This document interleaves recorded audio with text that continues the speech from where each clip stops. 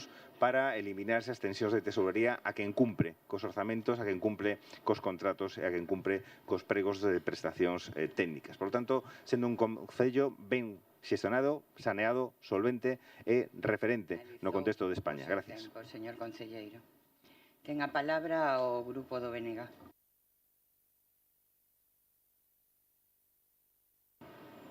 Abordamos neste pleno, mal que lle pese o señor Aneiros, o reflexo contábel da acción, ou máis ben da falla de acción do seu desgoberno.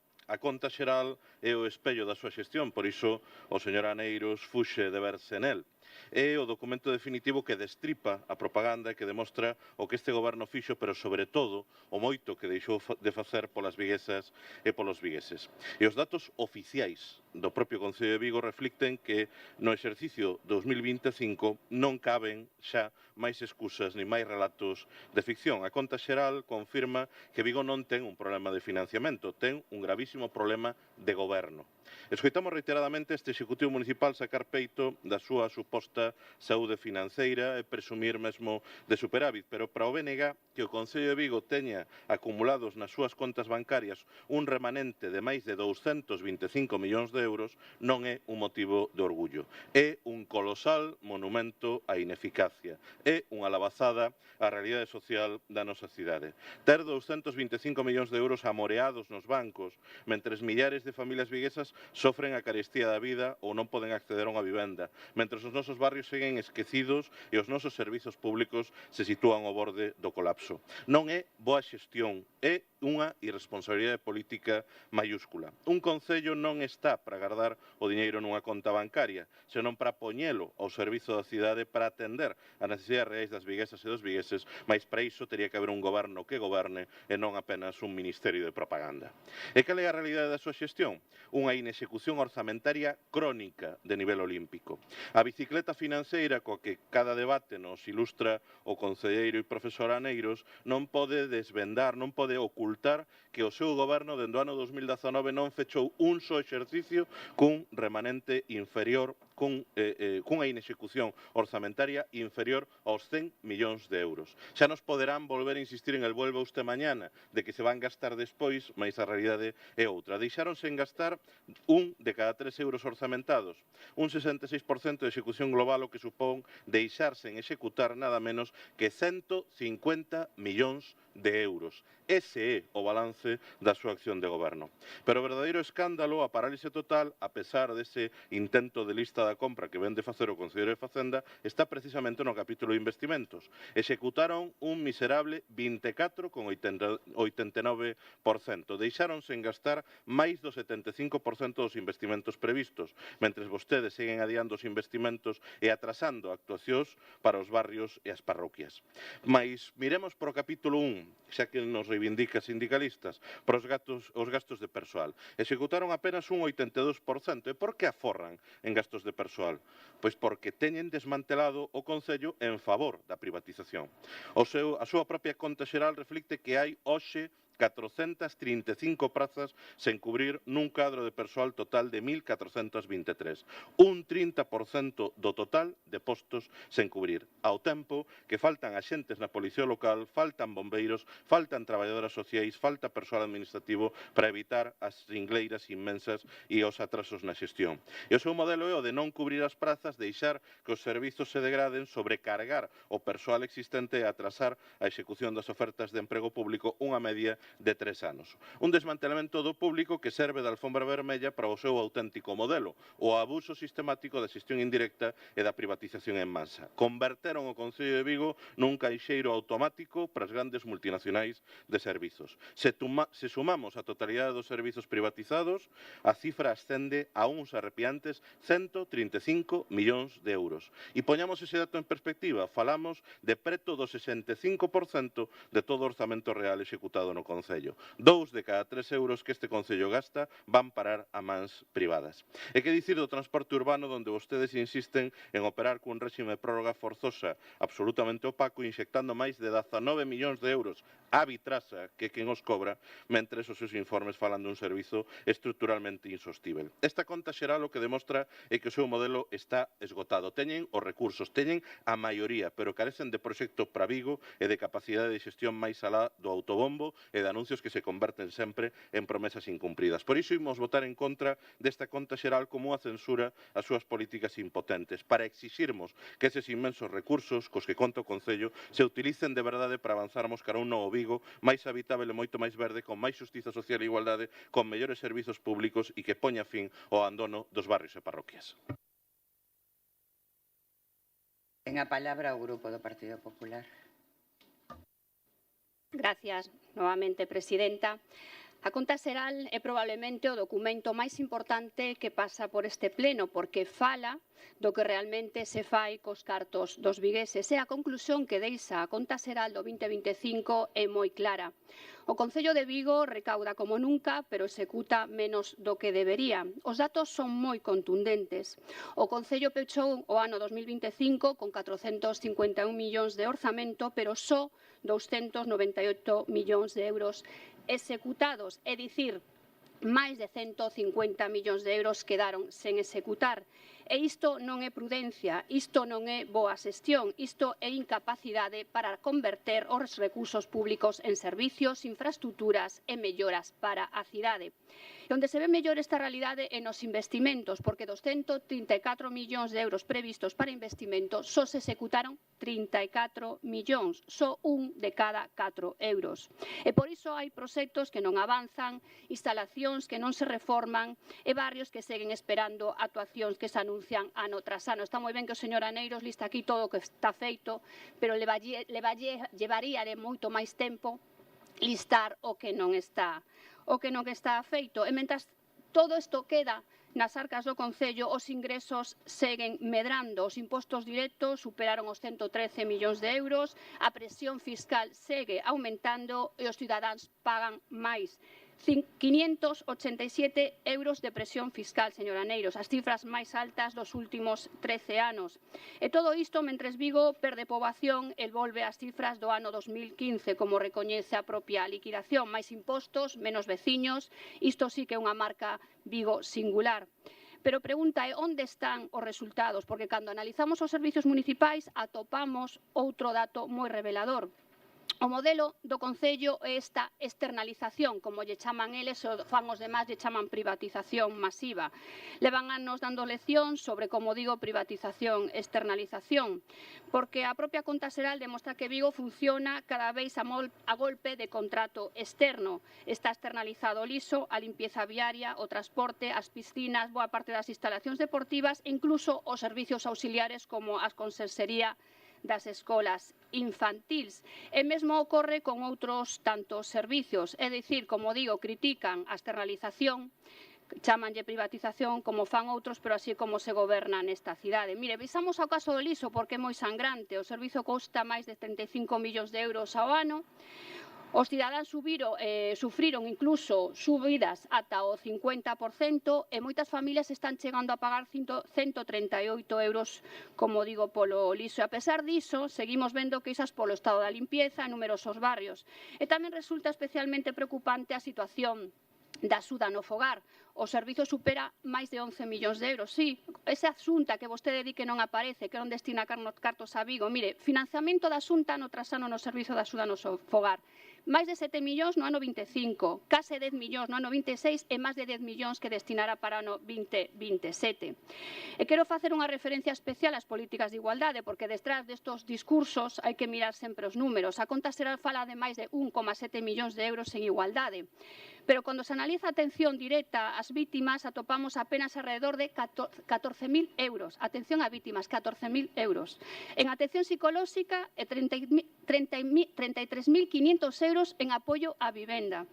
Mire, volvo a decir, señor Aneiros, esta é a realidade, eso non é ese apocalipse que vostede di dos grupos da oposición, é que a realidade, os números non son interpretables, o que pasa é que dicilos con transparencia e non obvialos. Un concello de máis de 400 millóns de euros, pois sí, como digo, reitero, esta é a realidade. Unha realidade que esconde botando sempre a culpa aos demais, señora Negros. Eu xa me adianto non, porque xa votou vostede aquí, xa nombrou a Diputación, xa nombrou a Xunta. Mire, sabe vostede moi ben que teñen cartos para investir en Vigo e vostede sabe moi ben que se esas obras que confinancian, se vostedes non a poñen en marcha, os cartos non se materializan. E teñen o descaro sempre de decir que Vigo está desatendido pola Xunta e pola Diputación.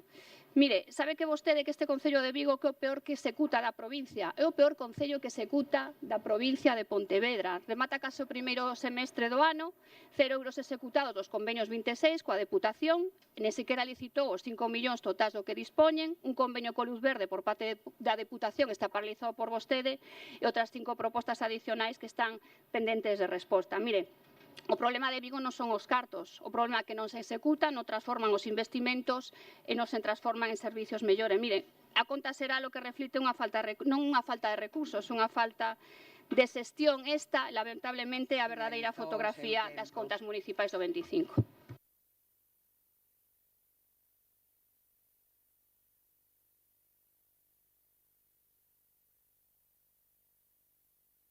Ten a palabra o concelleiro de Paz Facenda para pechar o debate. Miren, representantes do Partido Popular e do Bloque Nacionalista Galego, facer unha lectura parcial para facer un discurso apocalíptico para min equivale a mentir. E agora lles direi por qué. Saben vostedes o que son os remanentes de tesorería? Son a foto fixa que hai a 31 de decembro da Caixa Municipal. Por lo tanto, vostedes manexan esa foto fixa de 31 de decembro, pero esquecen que xa o 2 de xaneiro se incorporaron 89 millóns de euros de remanentes o ano 2026, ou mesmo que cun crédito extraordinario de 10 millóns de euros se incorporaron esos 10 millóns de euros adicionais do remanente municipal. O remanente é o colchón que permite facer máis pola cidade sen pedir diñeiro a ninguén. Ese é o remanente. Fala o Bloque Nacionalista Galego de aforrar en custes de persoal. Miren, o que estamos facendo con esos 15 millóns de euros que dotamos para non amortizar plazas é precisamente garantizar que se podan cubrir esas plazas cando se consiga executar a oferta de emprego público. Por tanto, non se aforra en persoal, non se xeran remanentes a marxe das necesidades do Concello de Vigo. Pero miren, parece tamén sintomático que a representante do Partido Popular fale da externalización dos servicios. Eu quero decir que onde gobernan, como pode ser Ferrol, acaban de renovar un contrato de xestión de servicio público de lixo por un orzamento moi elevado. Tamén que subiron os impostos en Ferrol, un 25% o IBE, e que pediron un crédito de 11 millóns para poder facer inversións en Ferrol, onde goberna o Partido Popular. Pero xa que falan de lixo, é que isto obriga a falar de Sogama. Quen subiu o recibo do lixo é Sogama, que subiu a taxa que nos cobra os concellos por un porcentaxe moi relevante e fai que o recibo de lixo en toda Galicia, nos 313 concellos de toda Galicia, sexa a consecuencia do que sube Sogama. Mais que non lle guste, non? En España tamén sube o lixo, claro. Sí, sí. Perdone un momento, mantengan el silencio, igual que lo ha mantenido todo el mundo. Fala de que non se sabe onde vai os cartos dos vigueses. Eu lle dixen, máis de 3.500 axudas de benestar para persoas que o precisan, ou máis de 1.000 rapaces enviados a estudiar inglés no estranxeiro. Ou o que non lle gusta escoitar, que os servicios públicos municipais son servicios públicos de calidade. O di a OCU, o di os cidadáns, o di toda a cidadanía, por tanto, son servicios de calidade. Pero fala de execución. Eu quero darlle algún dato, algún dato obxectivo. Sobre o orzamento inicial, o Concello de Vigo en inversións executou o 75%, o de Santiago de Compostela o 50%, o de Coruña o 35%, e o de Ferrol, onde goberna o Partido Popular, 30%. Por tanto, somos o concello con maior inversión por habitante, con maior esforzo inversor de toda Galicia e tamén do contexto do Estado. Por tanto, iso é que reflicta a conta xeral. Unha cidade que avanza, unha cidade que camiña hacia o futuro, unha cidade que se transforma, unha cidade que é solidaria tamén con quen o precisa e con unha boa xestión financeira. Gracias. Bien, sometemos a votación o punto 4 da orde do día, aprobación da conta xeral do Concello de Vigo do Organismo Autónomo da Xerencia Municipal de Urbanismo correspondente ao ano 2025. Votos a favor? Votos en contra? Non hai abstencións, queda aprobado. por 18 votos a favor e 8 en contra. Antes de pasar ao punto de moción, imos guardar un minuto de silencio polas vítimas da violencia machista.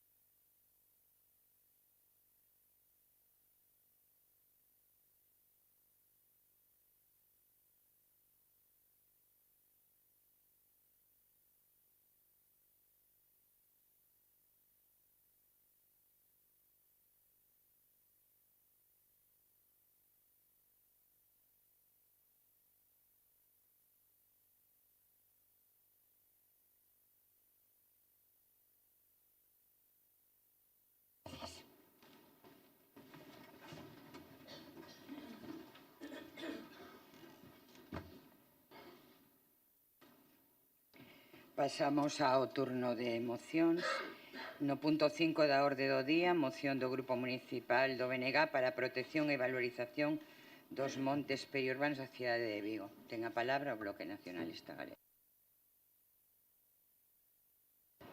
Sí, Presidenta, antes de iniciar a intervención, permítame formular unha cuestión de orde para sinalar, advertir e pedir deixar constancia de que a retransmisión en vivo desta sesión plenaria a través do servizo de streaming estivo interrumpida até prácticamente finalizada a intervención do Conselleiro de Facenda no punto cuarto relativo á conta xeral e o advertimos os efectos de que se garanta a integridade da videoacta que vai incorporar as deliberacións desta sesión plenaria. Comezo, por tanto, coa intervención de defensa dunha moción que o BNG... Espere un momento, señor voceiro, porque vostede fai unha apreciación e eu lle quero contestar que non se preocupe, que o teremos en conta e, ademais, agradezo que vostede o informe, porque, bueno, a técnica tamén falla. Gracias. Ahora sí ten a palabra. Obrigado, Presidenta. Hoxe o Bloque Nacionalista Galego trae este pleno unha moción que aposta por dar un paso decisivo en defensa do maior patrimonio colectivo, ecolóxico e social que ten a nosa cidade. Estamos a falar dunha alternativa integral deseñada para dar un xiro de 180 grados na política forestal de Vigo e para protexer de verdade os nosos montes, e quero agradecer a presenza hoxe na sesión plenaria de representantes da Mancomunidade de Montes da nosa cidade. Cando falamos do monte periurbano de Vigo, falamos de máis de 1.600 hectáreas que abrazan a 14 das nosas parroquias. Falamos do verdadeiro pulmón verde de Vigo, un ecosistema vital capaz de captar o CO2 equivalente ás emisións de 90.000 coches o ano. É, sen dúbida, o principal refuxio climático co que contamos as viguesas e os vigueses nun contexto de emerxencia climática. Porén, se hoxe podemos seguir disfrutando del, é en grande medida, sobre todo, grazas ao traballo heroico, altruísta e continuado de 3.500 comuneiras e comuneiros que actúan ali onde as administracións públicas lamentablemente desertan e miran para outro lado.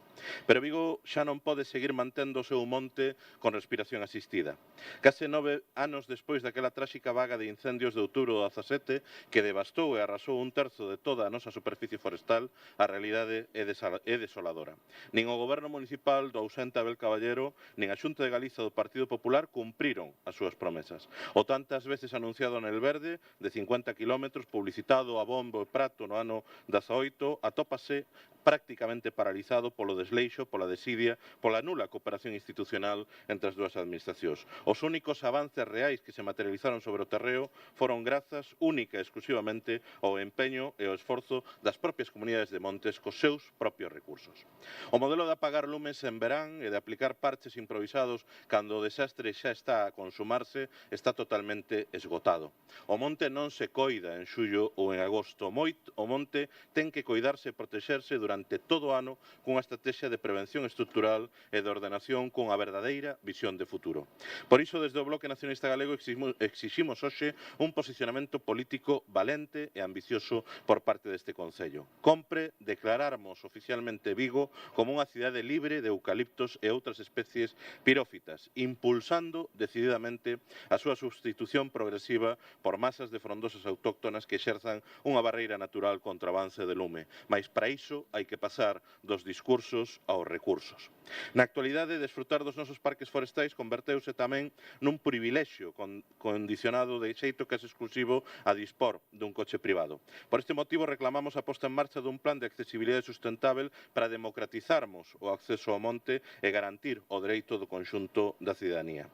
Para facer posible todas estas transformacións non abondan con boas palabras, compre poñer recursos enriba da mesa. E por iso instamos ao Goberno municipal a mobilizar eses inxentes remanentes que ten acumulados na tesourería para blindar unha partida anual específica de como mínimo 1 millón de euros destinada íntegramente a infraestructuras verdes, nomeadamente a propiciar o desenvolvemento do ambicioso proxecto Montes de Vigo 2046. Así mesmo, desmandamos a creación e posta en marcha dun programa municipal de patrimonio cultural dos montes, xunto con máis impulso, con máis dinamismo para programas de sensibilización e educación ambiental. Consideramos tamén fundamental democratizar a toma de decisións mediante a creación dunha mesa permanente dos Montes de Vigo, un órgano no que estean representadas e participen a Mancomunidade de Montes, a Universidade de Vigo e tamén o tecido ecoloxista e veciñal da nosa cidade. Miren, esta moción busca sumar. Por iso, pedimos cooperación política e investimentos por parte de todas as administracións públicas.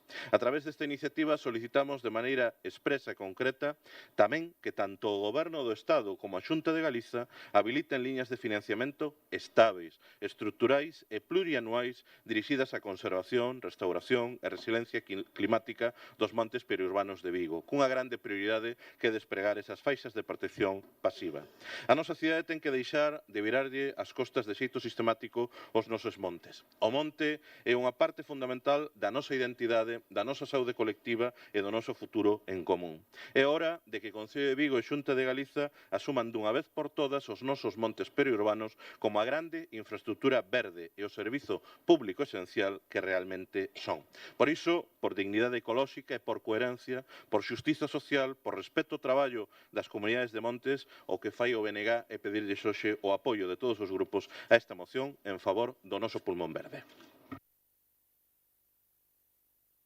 Ten a palabra o Grupo do Partido Popular.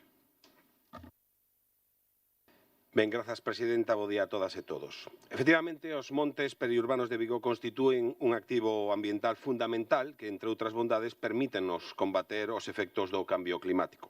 Xa que logo son un delicado tesouro de máis de 1.600 hectáreas, o 17% da superficie total do noso municipio, que compre coidar diante das ameazas existentes. Unha tarefa inxente e complicada que nos afecta a todos, dende os cidadáns de a pé ata o conxunto das administracións, pasando, como non podería ser de outro xeito, polas comunidades de montes, as que sempre temos que agradecer o seu traballo a prol dun monte vigués san e vigoroso, mais tamén dotado de numerosos recursos que nos permiten gozar dos mesmos dende o respecto á natureza. E, polo tanto, agradecer a presenza dos seus representantes hoxe nesta sesión plenaria.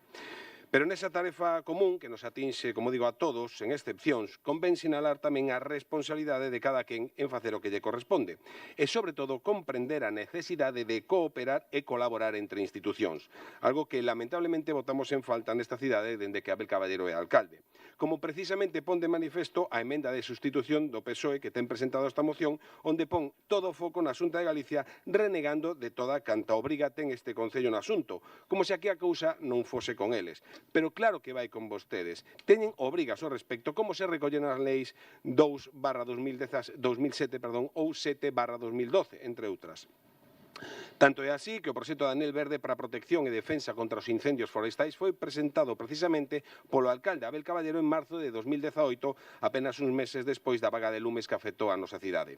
Un proxecto municipal que dende o primeiro momento recibiu o visto bo da Xunta de Galicia para colaborar nel, entendendo, como digo, que esta é unha tarefa que require de ambas as dúas administracións, pero tamén en colaboración e acordo cos comuneros. E este punto non é menor.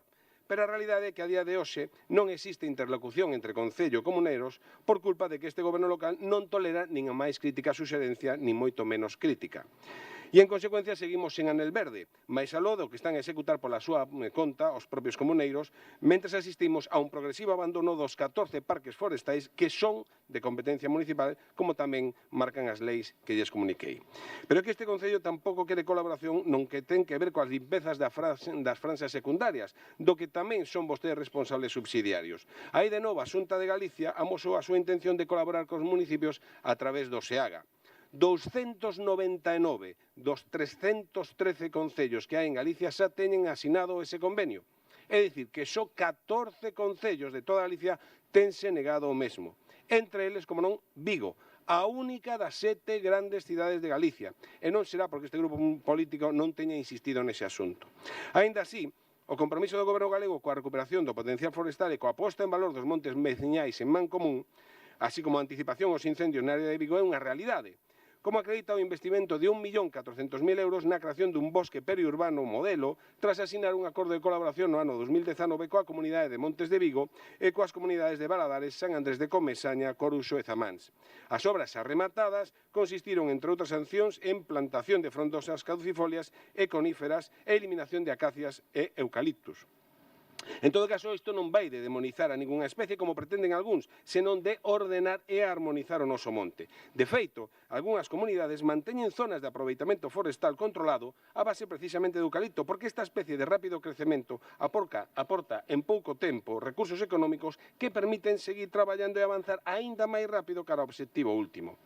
Aínda que non o crean, a convivencia controlada é posible e dá os seus froitos, xa que logo declarar formalmente a Vigo como cidade libre desta especie, aparte de ser un brindis ao sol que non ten efecto legal algún, compre decilo, pode ser ata contraproducente, xa que logo, máis que prohibir, o que fai falta é facer uso do sentidiño. Noutros puntos desta moción concordamos perfectamente, como, por exemplo, o punto cuarto, demandando como mínimo unha inversión anual de 1 millón de euros en liña coas propostas técnicas da Mancomunidade e o proxecto de Montes Vigo 2046, tamén co punto 5 de valorización do noso patrimonio natural e cultural, co punto 6, demandando maior e mellor accesibilidade dos nosos montes a través do transporte público e, por suposto, co punto 7 para constituir a Mesa Permanente dos Montes de Vigo, máis tamén con punto 8, con punto 9, con punto 10, e por todo iso, e aínda que con algunhas reservas a mencionada, vamos votar, como non podería ser de outro xeito, a favor desta moción. Máis nada, moitas grazas.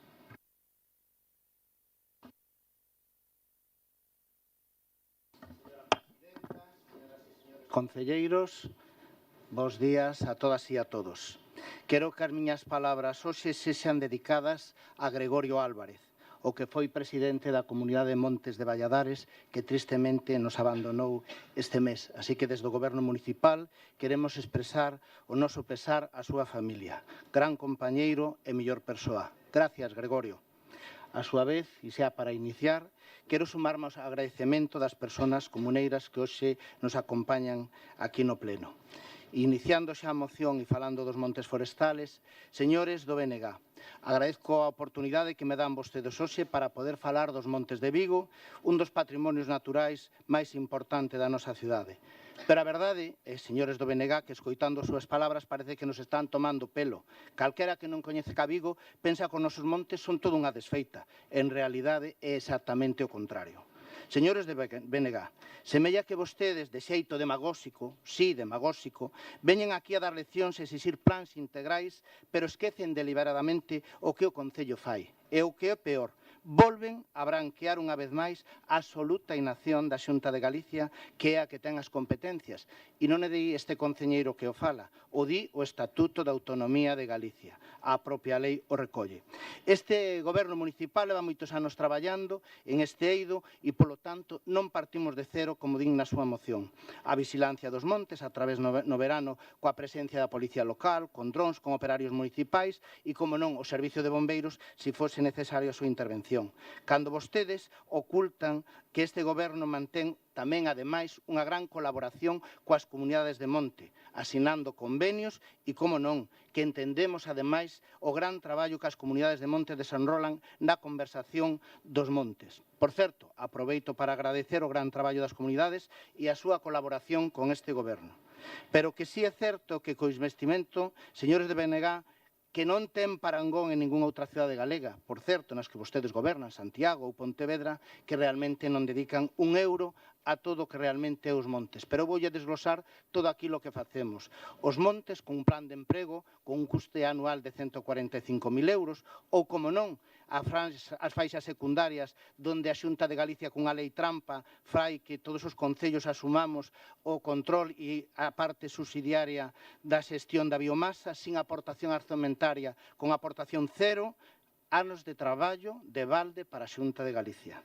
Case 30.000 parcelas son as que ocupan e desde aquí miles e miles de execucións subsidiarias sobre parcelas abandonadas, cun custe total de 300.000 euros anuales, perto de 2 millóns nos últimos anos. Aquí estamos falando de feitos.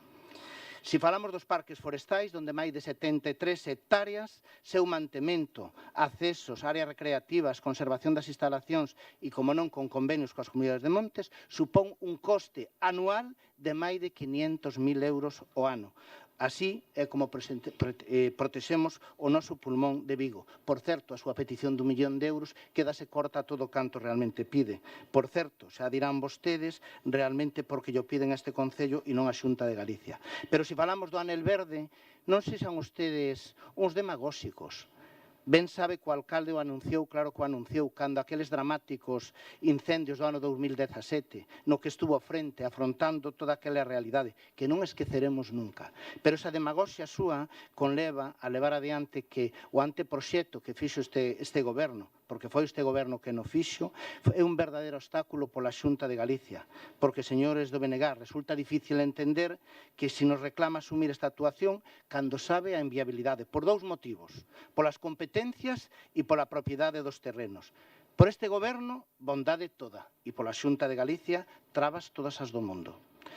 A nosa reafirmación ao que realmente é todo polo monte, coa protección dos montes, coa loita contra os incendios, coa prevención e, como non, con a mellora dos espacios naturais. Por iso fixemos unha emenda á totalidade do que vostedes presentan, porque realmente, e por certo, da que todos os concelleiros e concelleiras dispoñen, porque nós o que queremos é que realmente afronta as competencias que nas ten, que neste caso é a Xunta de Galicia do Partido Popular. Así que pedimos o apoio para esa moción, porque queremos que afronte todas estas peticións do Anel Verde, dos plans plurianuales, do plan integral, da accesibilidade, da aula medioambiental, dos medios necesarios para a vigilancia e prevención, para as competencias das faixas forestais, sexan asumidas por quen ten as competencias. Señores do BNG, non nos den lecciones. Os montes non son privilexio de nadie, e menos do Bloque Nacionalista Galego para vir aquí a darnos leccións. Son de todas e todos os vigueses que realmente son que nos disfrutan. Gracias, presidenta. Gracias. Para pechar o debate ten a palabra o grupo do BNG. Non sorprende a intervención do Partido Popular que trouxo o argumentario de Ence para defender o eucalipto, esa especie autóctona originaria dun país que está a 18.000 kilómetros de Galiza e que foi introducida masivamente en Galiza nos anos 40 e 50 polo franquismo a través dese denominado patrimonio forestal do Estado e do que se benefician grandes empresas pasteiras de capital foráneo como é Ence. En todo caso, miren, o mellor tributo a Gregorio Álvarez, o mellor tributo ás moitas mulleres e homes que, como a él, traballan arreo nas comunidades de montes é deixarse de excusas e facilitar os recursos que permitan algo moi importante que é compensar o enorme retorno social que xeran os nosos montes pola xestión que fan as comunidades de montes en man común. Miren, o primeiro que hai que dicirlle ao señor concelleiro Ángel Rivas é que na vaga de incendios do ano 2017 quen estivo á fronte enfrentando o lume foron as comunidades de montes e a veciñanza. O alcalde é certo que estivo paseando co coche ao longo das parroquias, pero quen enfrentou coas súas propias mans o lume foron as comuneiras e os comuneiros. Fala vostede de competencias, señor Rivas, e sería bo que explicase cal é a competencia municipal pola que vostedes deciden poñer en marcha as becas de inglés. Cal é a competencia municipal municipal pola que vostedes deciden subvencionar ou intentar subvencionar con millóns de euros as aerolíneas privadas? Cal é a competencia municipal que xustifica que dilapidemos máis de 4 millóns de euros en coste total para o seu parque temático de Nadal cada ano? Cal é a competencia municipal que explique que vostedes efectivamente gasten alrededor de medio millón de euros en actuacións no noso principal activo ambiental frente aos 640.000 euros que só no ano pasado destinaron en convenios e axudas á Igrexa Católica? Cales son as competencias que llo impiden? É un problema de vontade política. O problema é que non chega con anunciar, non chega con prometer, non chega con facerse fotos. Hai que levar as políticas a súa aplicación práctica e iso pasa por mobilizar recursos. Como pode ser que lles pareza inasumível que nos plantexemos dende o BNG que atendan a demanda das propias comunidades de montes dun maior financiamento público estável, de carácter plurianual, en lugar de estar repartindo esmola e migallas? Como pode ser que lles pareza mal que recollendo a mesma cuantificación que se fai no proxecto da Estrategia Montes de Vigo 2046 establezamos como mínimo 1 millón de euros, que é o duplo do que vostedes están neste momento a executar cando vimos de discutir nun punto anterior que na cidade temos 225 millóns de euros de remanentes. Miren, é certo, a Xunta de Galiza non exerce as súas competencias. Certamente, e da Xunta do Partido Popular, non nos enganemos, pouco ou moi pouco ou máis ben nada podemos esperar. A pregunta é que queren facer vostedes en favor dos montes da nosa cidade e a esa pregunta a resposta vai ser o seu voto. E, por suposto, o BNG rexeita a súa emenda que o único que pretende é esvaciar a moción. Ben, finalizado o debate, sometemos a votación a moción do Grupo Municipal do BNG. Votos a favor? Votos en contra? No, pero ya dijo que non aceptaba. No, estoy atenta, Soy una presidenta atenta. Voto abstencións? Queda aprobada por 8 votos a favor e 18 abstencións. Pasamos ao punto 6 da orde do día, moción do Grupo Municipal Socialista instando a Xunta de Galicia o financiamento de voos no aeroporto de Vigo. Recordar que a esta moción hai unha emenda do BNG. Ten a palabra o señor portavoz do Grupo Socialista. Si voy de novo, neste caso de novo, para traer a este pleno a cuestión do aeroporto de Vigo, aeroporto de Peinador, aeroporto que presta servicio non só ás persoas de Vigo, senón tamén ao sur da comunidade autónoma, pero tamén para poñer de manifesto reivindicar ao presidente da Xunta de Galicia que dimita xa dunha vez, porque as súas declaracións nunha entrevista ad hoc, nunha entrevista de carácter político na canle pública galega, na Televisión de Galicia, non deixaron desperdicio, cando recoñeceu expresamente en directo que a Xunta de Galicia lle paga con cartos públicos, lle pagou con cartos públicos a Ryanair para que se fora de Santiago de Compostela e, por lo tanto, eso lamentaba o presidente da Xunta de Galicia. É lamentable que un presidente da Xunta de Galicia, despois de anos de negación desa realidade, recoñeza en directo e case por un lapsus o pagamento de cantidades a unha aerolínea singularmente a Ryanair e que recoñeza tamén a súa frustración porque esa compañía abandonou Santiago de Compostela. Cando dende este goberno, dende este pleno, vimos reclamando dende fai anos que precisamente a Xunta de Galicia aporte tamén cantidades para que os vigueses e as persoas do sur de Galicia poidamos tamén viaxar a outros lugares de España e do mundo.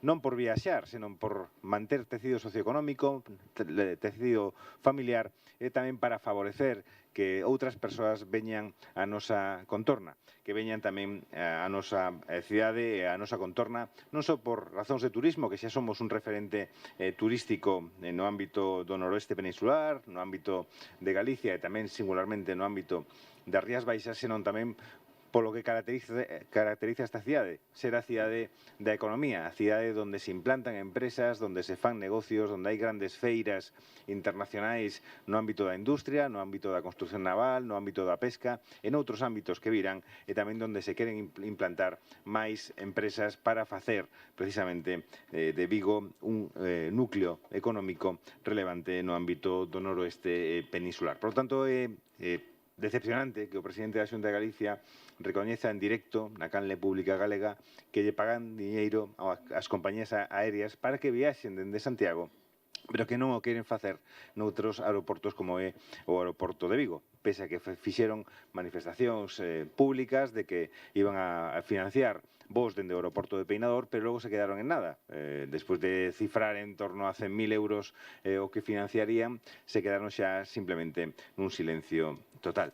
Este silencio tamén patente na Deputación de Pontevedra, coa súa vicepresidenta segunda presente, que se nega tamén, como votaron o pasado venres na Deputación de Pontevedra, a financiar con cargo os orzamentos da Deputación Provincial os voos que benefician xa non só a Vigo, que non só ao tecido económico social da cidade e da contorna da cidade, senón tamén do sur da provincia de Pontevedra. É significativo tamén, se falaba antes de execución, que dos 15 millóns de euros que ten a Deputación de Pontevedra para turismo, de 15,2 millóns de euros que ten a provincia de Pontevedra, a Deputación de Pontevedra para turismo, só se executasen no ano 2025 4,3 millóns. De 15,2, 4,3. É dicir, unha execución do 28% no ámbito do orzamento de turismo. Creemos que ese diñeiro sen executar da Deputación Provincial ben podería servir para axudar a que o aeroporto de Peinador sexa un aeroporto de referencia no sur de Galicia, para que sexa un aeroporto que atraia máis mellores voos internacionais. Xa sei que me dirá que desde Santiago voan avións a Nova York, pero voan unhas tarifas que non son precisamente para todos os bolsillos. Un voo directo de máis de 1.000 euros de custe directo dende Santiago. Parece que foi esa colaboración pública que fixo a Xunta de Galicia. Por lo tanto, o que reclamamos é que dunha vez por todas a Xunta de Galicia aporte os recursos necesarios, esos recursos necesarios que precisamos os concellos tamén para cofinanciar promoción de liñas aéreas. Por tanto, que aporten cantidades e que o presidente da Xunta dimita. Non imos aceptar a moción ou a engádega do Bloque Nacionalista Galego, que tamén votou en contra o venres pasado no pleno da Deputación Provincial para as axudas. Por tanto, non creemos que sexa tampouco procedente aceptar esa emenda que fai o Bloque Nacionalista Galego, que xa dixo non e agora parece que quere dicir sí. Non o sabemos, pero en todo caso non aceptamos esa emenda. Grazas. Gracias. Ten a palabra o Bloque Nacionalista Galego. Moi bo día a todas e a todos. Levamos 4 meses consecutivos en que o Goberno Municipal trae este pleno o tema Peinador e son 4 meses consecutivos nos que defenden un modelo que é fracasado, que como xa se ten demostrado neste concello. Agasallar as aerolíneas con cartos públicos para que despois fagan o que máis lle convén sen ter en conta cantos cartos lles deu a Administración non é algo que debamos defender. Pero vostedes volven a insistir en que tanto o Concello como a Xunta e como a Diputación participen nese agasallo as liñas aéreas. Pero tampouco nos din desta volta, e supoño que non nos lo van dicir, que cantidade está disposta a poñer o Concello para iso. Falan dun reparto equitativo entre as tres administracións, pero non nos din de cantos cartos das viguesas e vigueses estamos falando, con que finalidade, que é o que queren subvencionar. Estas son preguntas que van quedar no aire, como xa quedaron nos meses anteriores, e supoño que continuarán. Desde o Grupo Municipal do Bloque Nacionalista Galego reiteramos, como vimos mantendo todos os meses anteriores, que este non é o modelo que defendemos. Non entra dentro das competencias do Concello dedicar cartos das viguesas e dos vigueses a financiar aerolíneas privadas. Parece que lles parece que o Concello non ten competencias para defender os nosos montes, pero sí para subvencionar aerolíneas privadas. Xa o temos dito no mes pasado. Son moitas as necesidades da veciñanza de Vigo nos que se poden investir eses cartos. Faltan vivendas sociais, faltan prazas en albergues para persoas sin fogar, faltan axudas sociais estables e duradeiras, como nos está recordando o compañeiro que está diante do Concello todos os días durante tantos días. Faltan bibliotecas públicas, centros culturais, hai que arranxar os auditorios municipais, teñen os centros deportivos pechados. Especialmente é preocupante a falta de prazas de persoal municipal que están sin cubrir, como por exemplo nos parques de bombeiros. Pero que ademais as necesidades de mobilidade deste país non as teñen que decidir as aerolíneas, non son elas quen teñen que decidir que é o que se fai desde os nosos aeroportos. E non é que non esteamos de acordo en mellorar o servizo a Peinador, sí, estamos de acordo. E sabemos que se pode facer doutro xeito. É por iso que traemos, outro mes máis, esta enmenda, que é similar a de ocasións anteriores, porque creemos que son outros temas os que hai que poñer enriba da mesa. En primeiro lugar, que a Xunta de Galiza ten que cumprir ese compromiso de cooperar con outras administracións para avanzar na creación dun sistema aeroportuario galego verdadeiro, que sexa integral, que sexa coordinado, que non potencie a competencia entre os tres aeroportos galegos, senón que evite precisamente o solapamento e a competencia entre eles, que traballe man a man coas administracións locais no deseño dese sistema aeroportuario que o que ten que facer é prestarlle un mellor servizo a este país. A Xunta ten que deixar de derivarlle aos concellos un asunto que non é absoluto, como dixemos, competencia municipal. Neste sistema aeroportuario galego compre realizar cambios profundos, estruturais, tamén para reforzar os servizos a Peinador. Porque Peinador é o aeroporto non só da cidade de Vigo, o aeroporto tampouco non só da área metropolitana de Vigo, sino de todo o conxunto do sur do país e tamén un aeroporto relevante na Eurorrexión Galiza Norte de Portugal. Por iso sí é necesario que teña máis rutas e que se consoliden as que xa hai. E para iso a Xunta e o Goberno do Estado teñen que colaborar para dinamizar o aeroporto de Peinador, con medidas concretas e con financiamento suficiente, por exemplo, para abrir o aeroporto ás 24 horas do día, que está impedindo que haxa voos que entren no noso aeroporto por culpa dese horario. Teñen que fomentar que Peinador poida desenvolver o potencial que ten como no transporte de mercadorías, porque efectivamente estamos nunha área industrial e comercial. Teñen que mellorar os accesos a Peinador, teñen que melloralos cun servizo de autobús directo que estea interconectado cos outros servizos de transporte público, que estea coordinado cos horarios dos voos con frecuencias suficientes e que permita que as viaxeiras e os viaxeiros poidan ir ao aeroporto sin ter que utilizar o seu coche particular. Autobuses directos que, por certo, xa hai nas outras terminais galegas. E, por último, compre recuperar, o último punto que incluímos na nosa emenda, compre recuperar a torre de control presencial, como reclaman as controladoras e os controladores aéreos, que algo saben deste tema, e que son quen di que a presenza física na torre e a visibilidade directa seguen sendo elementos esenciais, especialmente nun aeroporto como Vigo, coas condicións meteorolóxicas que ten.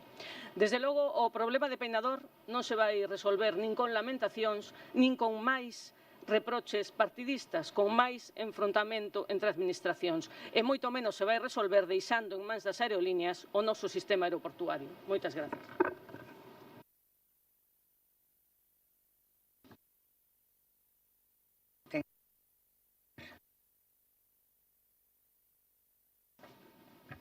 Gracias, buenos días. Esta es una moción, una vez más, oportunista y además que está basada en una gran mentira. No es cierto que el presidente de la Xunta reconociera pagos a Ryanair ni a ninguna otra compañía. No lo ha hecho, eso no es cierto. Es más, se refería al alcalde de Vigo que sí lo hizo. Y lo que están haciendo ustedes es lo de siempre. Tergiversar unas palabras, retorcer una frase y convertirla en propaganda. Propaganda barata. Mire usted, la Xunta no financia vuelos a ninguna compañía aérea desde hace más de una década. Y el señor Abel Caballero esto lo sabe perfectamente. Lo sabe también que cuando el presidente de Rueda le retó a demostrarlo, ¿qué hizo? Se escondió. Rueda puso su cargo encima de la mesa. Si Caballero demostraba que la Xunta financiaba vuelos, él se iba. Y si no lo demostraba, Caballero debería de irse. ¿Qué hizo en ese momento Caballero? Nada. Callar. Porque no es cierto, porque no es verdad, porque solo le interesa el ruido. Eso se llama cobardía política y eso se llama también mentir a Vigo. Aquí hay una verdad que el PSOE no quiere que la gente sepa. Abel Caballero sí financió vuelos a Peinador. Lo hizo con el dinero del bolsillo de todos los vigueses. Más de 10 millones de euros en la última década. Más de 10 millones de euros para dopar compañías privadas. Ustedes, por cierto, que después dicen ser tanto de lo público. ¿Y cuál fue el resultado? Ni una sola ruta consolidada, ni un vuelo estable, ni una compañía fidelizada. Este es su triste balance. Cero. La Xunta, con 10 millones de euros, hace en Navia un edificio con 50 viviendas públicas. Y ustedes mejor se lo van a dar a una empresa. Esto es como trabajan ustedes. Caballero, en el fondo, no cree en el potencial de Vigo. Caballero no cree en la fuerza económica de Vigo. Caballero no cree en el potencial turístico de nuestra ciudad. Caballero solo cree en poner dinero público encima de la mesa de empresas privadas. Y cuando la compañía se va, ¿qué hace? Lo que mejor sabe hacer, culpar a otros, culpar siempre y siempre a los demás. Eso no es defender Peinador, eso es esconder el fracaso propio. Y también conviene recordar algo más. Quien más perjudicó a Peinador fue el señor Abel Caballero. Lo hizo cuando fue ministro de Transportes, impulsando Alvedro, tanto que en A Coruña le reconocieron por ello. Le nombraron hijo adoptivo por su apuesta por Alvedro en detrimento de Peinador. Mientras tanto, Vigo siguió esperando. Esa es la historia que ustedes no quieren contar a los vigueses. La Xunta, por su parte, está haciendo lo que tiene que hacer. Está colaborando, está coordinando y está proponiendo una vía seria. Promoción turística en origen y bonificaciones del 60% en cada nueva ruta que se haga en Peinador. No pagos directos a compañías, no cheques a aerolíneas, no repetir el fracaso de Caballero. La Xunta, las diputaciones, los sectores implicados y AENA comparten ese camino. Y AENA no es la Xunta. AENA depende del Gobierno central. AENA depende del señor Pedro Sánchez. Pero a Pedro Sánchez Caballero no le exige nada. Le es fiel aunque no cumpla con Vigo nunca. A la Xunta, todo. Al Gobierno central, silencio. A la Diputación, exigencias. A Sánchez, sumisión. Ese es el papel de Abel Caballero, actuar como un lacayo político de Pedro Sánchez. Y usar Vigo como escudo para atacar al PP. Y aquí el único que se desmarca es Caballero. Se desmarca de la Xunta, se desmarca de AENA, se desmarca de las diputaciones, se desmarca de los sectores implicados y se desmarca también del sentido común. Todo por confrontar, todo por atacar a la Xunta, todo por atacar al PP y todo por la obsesión enfermiza que tiene con todos ellos. Además, hay también otra mentira. Caballero pide dinero público como si el Concello no tuviera recursos. El problema aquí no es la falta de dinero. El problema es que no sabe gestionar el dinero que ya tiene. El año pasado dejó sin ejecutar, se comentó antes, más de 150 millones de euros. 1 de cada 3 euros del presupuesto municipal se quedó sin gastar. En inversiones el fracaso es aún mayor. Anunció 122,7 millones de euros y solo ejecutó 28,8 millones. Apenas el 23%. En personal dejó sin gastar un 20%. Un 30% de las plazas están sin cubrir, están vacantes. Y aún así, presume. ¿De qué presume? Presume mientras acumula 225 millones de euros en remanentes. Remanentes que son dinero recaudado que no ha sido capaz de ejecutar y devolver a Vigo en forma de mejoras y en forma de inversiones. Presume mientras sube impuestos y tasas cada año un 4%. Presume mientras recauda mucho e invierte poco. Esto, señores concejales del PSOE, no es gestión. Eso es propaganda. Eso es gestión ficticia. Eso es un engaño masivo. Y no acaba aquí. El Concello devuelve fondos porque no ejecuta. 3 millones de euros en el envolvente de esta torre del Concello, devueltos. Más de 671.000 euros del mercado de Teis, también devueltos. Casi 330.000 euros del llamado Amazon Vigués, que nunca llegó, también devueltos. Medio millón de euros en los parques infantiles del Berbés y Camilo José Cela, también devueltos. Dinero que venía para Vigo, dinero que podía mejorar Vigo, dinero que Caballero deja escapar. Por tanto, que no venga ahora a dar lecciones. Primero que gestione, después que exija. Esta moción no va de Peinador. Esta moción va de confrontación, no va de vuelos, va de tapar el fracaso de Caballero, no va de Vigo, va a atacar a la Xunta. Así que vamos a votar en contra de ella. Gracias.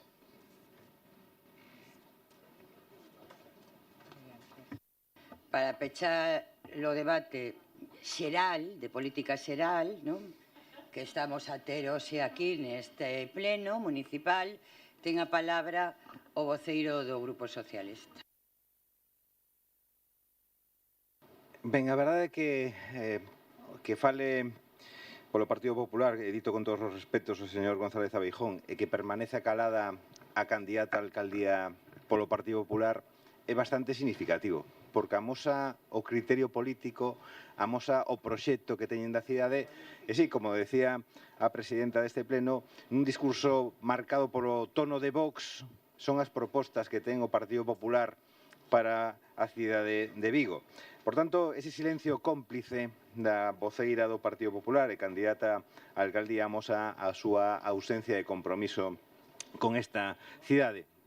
Pero miren, señores e señoras do Bloque Nacionalista Galego, vostedes o que teñen é un problema de concepto.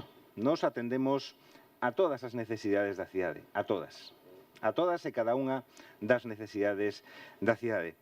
Tamén a vivenda, pese a que é unha competencia da Xunta de Galicia. Tamén as axudas sociais, pese a que tamén son competencia da Xunta de Galicia, que non executa os seus orzamentos da Consellería con ese de Benestar Social da Xunta de Galicia. E o mesmo a Consellería de Infraestructuras que non fai vivendas. Cantas vivendas sociais fixo a Xunta de Galicia en Vigo neste período? Se contan case cos dedos das mans.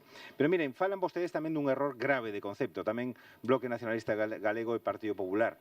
Nos non agasallamos nada a ningunha compañía, nin a ningún contratista. Nos facemos contratos públicos transparentes e con uns plegos de condicións. Por eso Por eso, algunha compañía abandonou e non quixo cumprir en Vigo cando fan outras cousas noutras cidades de Galicia. Pero mire, é que vostedes onde gobernan, señores do Bloque Nacionalista Galego, tamén hai axudas, Que pasa, que Santiago non ten axudas públicas aos voos dende o aeroporto de Santiago ao aeroporto Rosalía de Castro?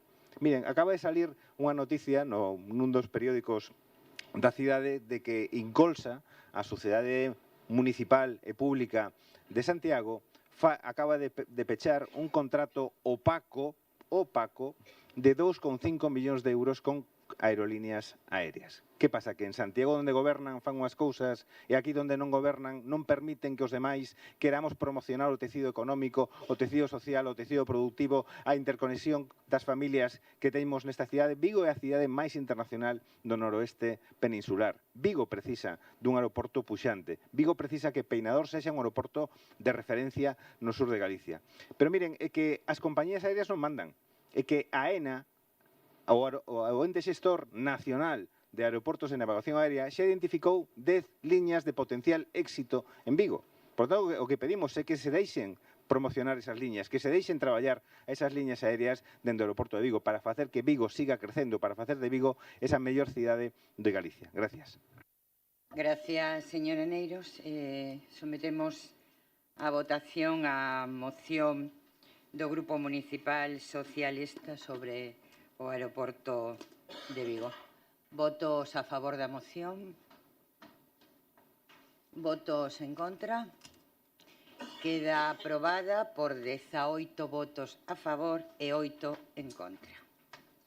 Pasamos á moción número 7.7 da orde do día. Moción do Grupo Municipal Socialista instando a Xunta de Galicia ao financiamento de Vigo como a cidade máis poboada de Galicia e ten a palabra o Grupo Social. Gracias, presidenta. Buenos días a todas y a todos. Vaya por delante que nos alegramos de todo lo bueno que le sucede a las grandes ciudades de Galicia. Bueno, a todas, independientemente de su tamaño. En su momento nos alegramos mucho del túnel del Parrote. La pena es que no tengamos túnel en Beiramar.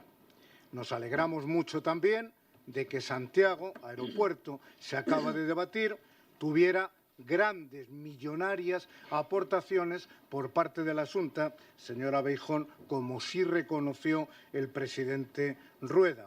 Es una pena que el aeropuerto de Vigo haya tenido cero aportación. Nos alegramos de que Santiago incremente solo en 2 años su fondo de capitalidad en un 25% y que el Fondo de Cooperación Local de la Xunta para los concellos lleve congelado 15 años.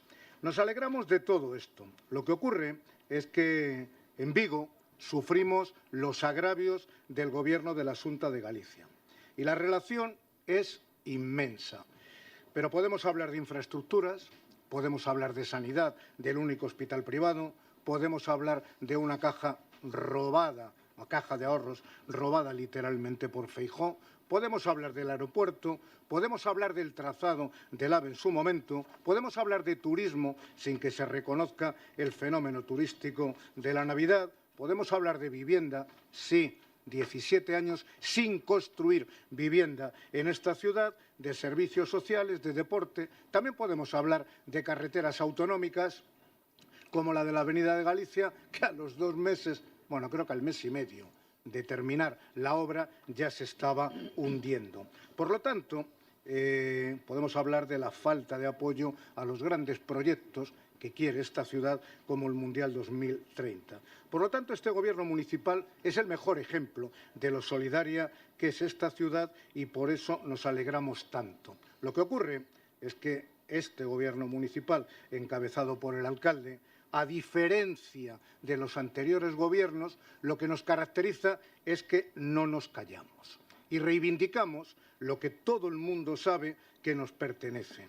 Aquellos tiempos de asentir, como cuando se decidió el trazado del AVE, ya pasaron y ya quedan muy atrás. Y esto es lo que le molesta, ciertamente, a la Xunta de Galicia, que se distingue por favorecer a los gobiernos municipales de su color o a ciudades donde tiene intereses de otro tipo.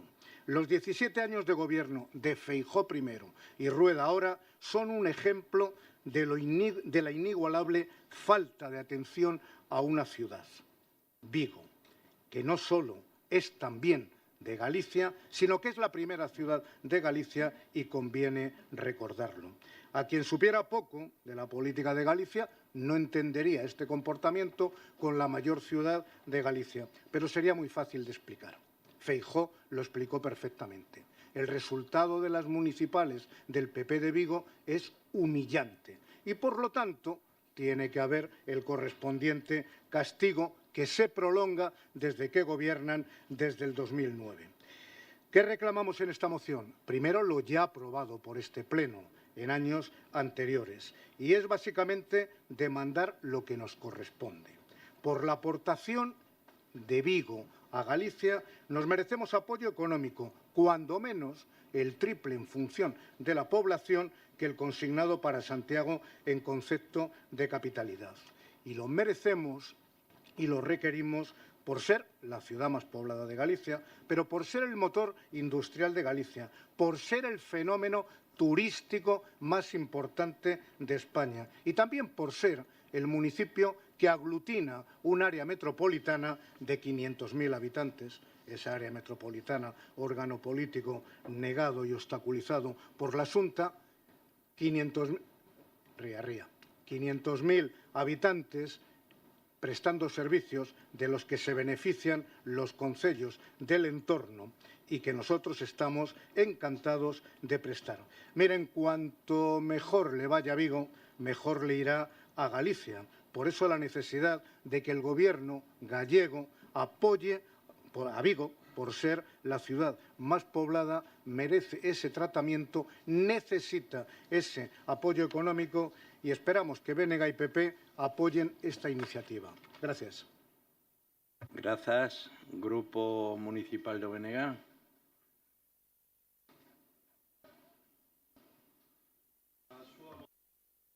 A súa moción é un exercicio de frivolidade que raya, pero case ben no bochorno, a non ser que consideremos de maneira amável a evidente economía de esforzos na que o Grupo Municipal Socialista elabora as súas mocións para cada pleno como un acto de reivindicación práctica daquel dereito á preguiza de Paul Lafargue, non? É difícil de acreditar que queiran dar un debate a serio sobre financiamento local, en primeiro lugar, tendo en conta a súa estrutural inexecución dos seus propios recursos, non? Hai unha primeira consideración que é con que legitimación un goberno que deixa sin executar 150 millóns de euros do último exercicio e que amorea 225 millóns de euros de remanentes fai causa, no, do incremento dunha partida de financiamento para a capital de Galiza que é dun total de 3 millóns de euros, no? É moi difícil obxectivar cal é a súa legitimación. Miren até onde chega o ridículo, no, da súa demagoxía hiperlocalista, dese modelo empequenecedor de reducir Vigo ao seu en Vigo, de erixir a cidade como unha especie de nova minicidade-estado amurallada, enfrentada con todos, por todo o tempo, que o seu reclamo é 9 millóns de euros.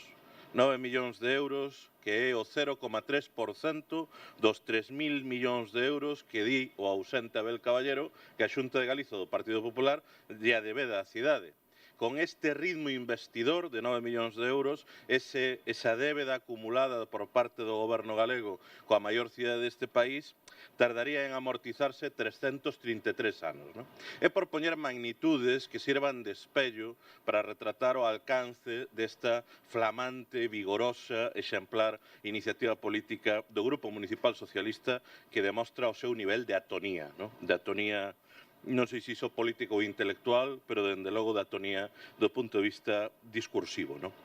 Miren, o BNG son os últimos 6 anos temos reclamado a través de enmendas os orzamentos da Xunta de Galiza que se incrementase o investimento do goberno galego na nosa cidade por volta de 881 millóns de euros. Certamente as nosas enmendas no Parlamento de Galiza correron a mesma sorte que infelizmente corren as nosas enmendas aos seus lamentáveis orzamentos municipais.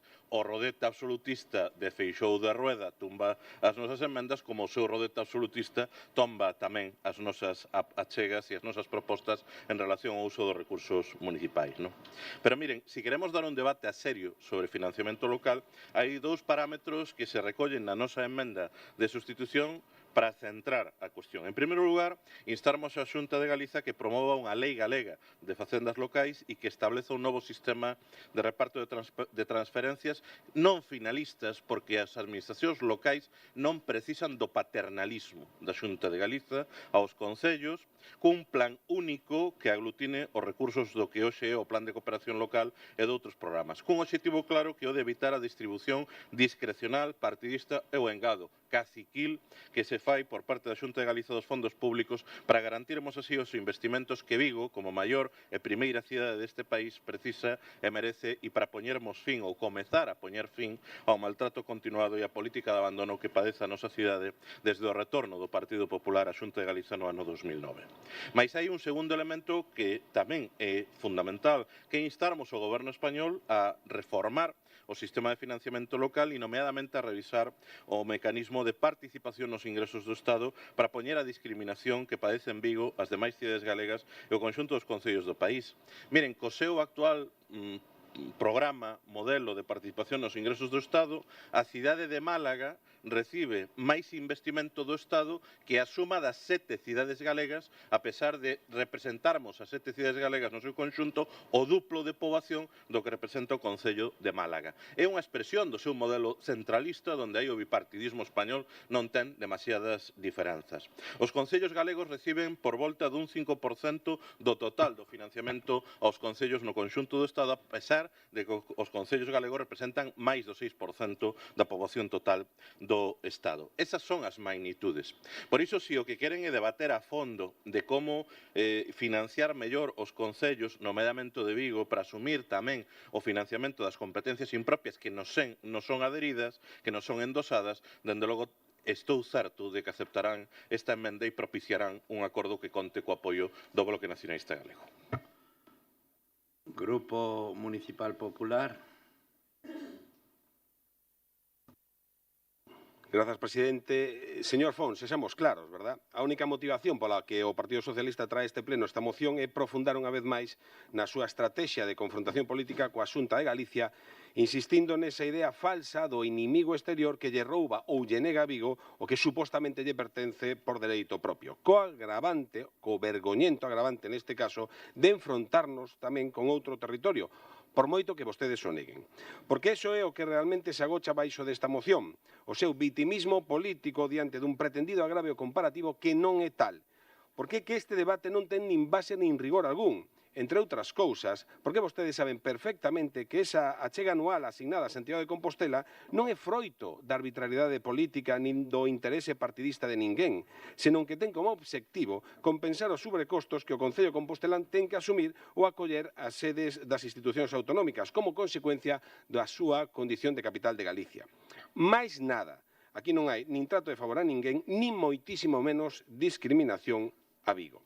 Xa que logo, vostedes están a xogar, unha vez máis, a tratar de confundir os vigueses nun xogo de trilerismo político, cando todo isto, repito, é consecuencia do acordo alcanzado no Parlamento de Galicia coa Lei do Estatuto de Capitalidade no ano 2002 por unanimidade de todos os grupos políticos, entre eles tamén o Partido Socialista. O mesmo PSOE que agora ven aquí a falarnos de non sei que ataque a nosa cidade. Miren, no ano 2002, Vigo xa era a cidade máis poboada de Galicia, pero daquela imperou a racionalidade e o consenso que agora, unha vez máis, vostedes dinamitan por puro interese localista. Por atacar a outras cidades non van defender mellor a Vigo. Vigo merece o que lle pertence por dereito propio e polas súas propias características, non porque outros teñan isto ou aquilo e a nosa cidade non. Ese non é xeito de facer política constructiva.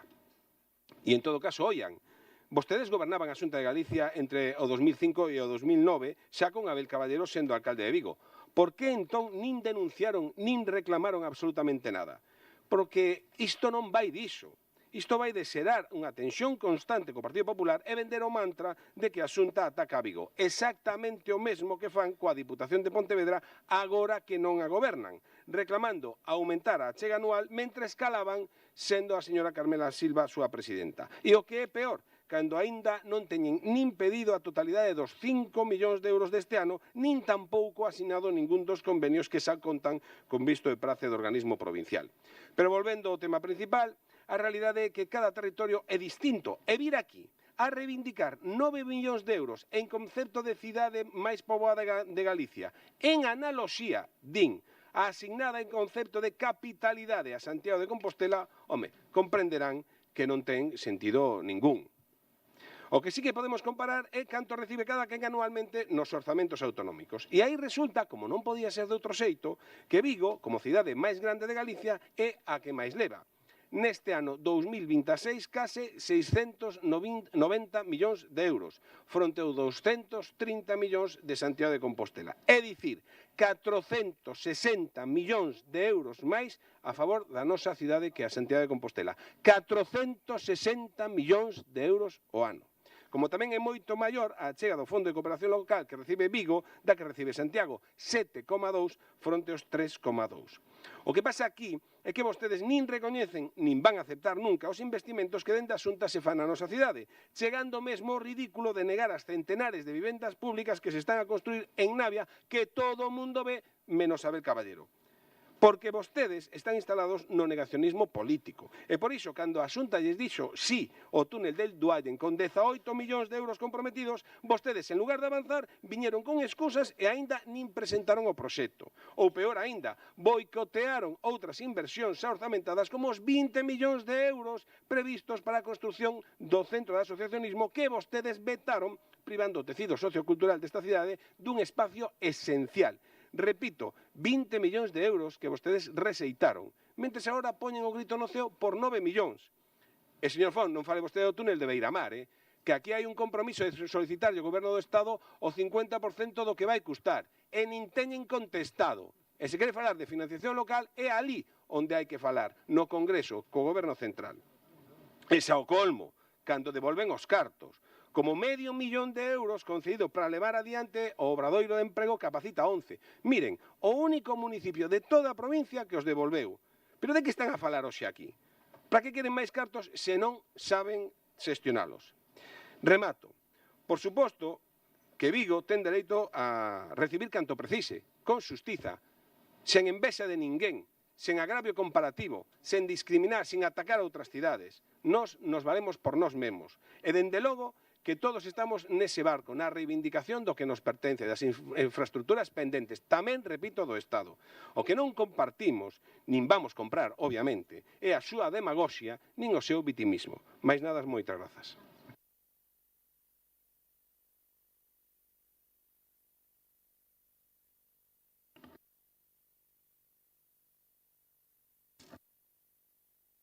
Presidenta, la verdad es que impresionante, portavoz del BNG, la defensa que hace usted de Santiago.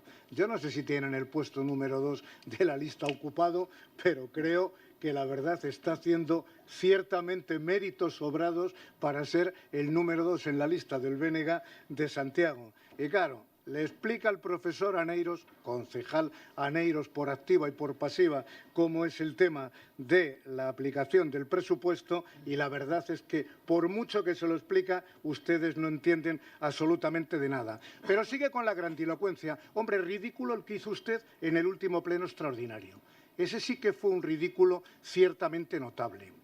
Y frivolidad, si usted llama frivolidad a defender a esta ciudad, pues claro, así le va luego en las elecciones, a no ser que ahora cambie para Santiago. Defendemos 9 millones en concepto de la ciudad más poblada, pero defendemos, portavoz del BNG, 3.000 millones de deuda histórica que tiene el gobierno del Partido Popular con esta ciudad. Y bueno, ya la intervención del Partido Popular, pues también ciertamente notable. Mire, que sepa que ningún alcalde defendió a esta ciudad como lo hace Abel Caballero. No, ningún alcalde. Y el problema es que como no hubo ningún alcalde que defendió a Vigo como él, todo el poder institucional fue para el norte de Galicia. Efectivamente, esto es lo cierto. Y luego hablan ustedes de inversiones aquí.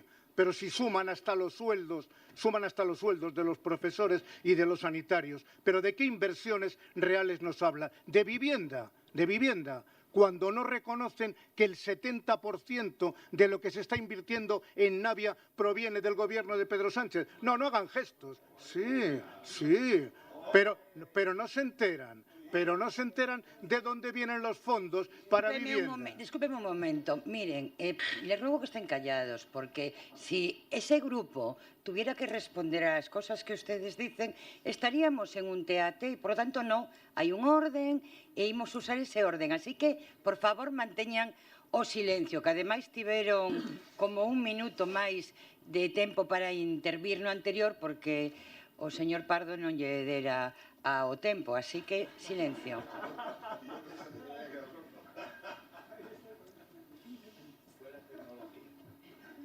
Diga palabras. Normalmente en este pleno y en todos los demás compruebo que cuando se le dicen las cosas reales solo tienen como contestación empezar con los gestos. El 70% de lo que se invierte en vivienda en Navia proviene del gobierno de Pedro Sánchez y estarían obligados a reconocerlo, a ponerlo en la propaganda institucional y ustedes no lo hacen. Como resumen, habla de frivolidad, habla de que no tiene sentido esta moción, pues tiene todo el sentido. Tiene todo el sentido por ser la ciudad más poblada de Galicia, la que necesita el apoyo de un gobierno, el de la Xunta, que percibe del gobierno del Estado el 80% de su presupuesto y que esto debe revertir en las ciudades. Y llevan ustedes 17 años ninguneando a la ciudad de Vigo. Gracias. Muchas gracias, señor Fon. Hai unha emenda, non acepta. Pois sometemos a votación nos seus propios termos. Votos a favor da moción do Grupo Municipal Socialista solicitando a Xunta de Galicia financiamento para Vigo como cidade máis poboada. Votos a favor. Votos en contra. Queda aprobada por 16 votos a favor, non? Perdón, non estaba atenta, discúlpenme. Queda aprobada por 16 votos a favor, 3 abstencións e 5 en contra. Pasamos ao punto 8 da orde do día, moción do Grupo Municipal Socialista de medidas relacionadas coa atención primaria na cidade de Vigo. Teño que informar nesta moción que hai unha corrección de erros por parte do Grupo Socialista porque non aparecía instar a Xunta de Galicia e corríxese con esa corrección de erros. Ten agora a palabra o Grupo Socialista. Gracias, presidenta. Bos días a todos e a todas. A situación da sanidade é hoxe unha das principales preocupacións dos vigueses e das viguesas. Por iso, é imprescindible que a Xunta de Galicia adopte medidas inmediatas para garantir unha asistencia sanitaria pública e que dé resposta ás necesidades reais da ciudadanía. Seguro que todos coincidimos en que non hai nada máis importante que a saúde. E garantir unha atención sanitaria pública e accesible e de calidade é unha responsabilidade única e exclusiva da Xunta de Galicia. Porén, a Xunta non está a cumplir con esa responsabilidade en Vigo e iso tradúcese nunha crecente insatisfacción social.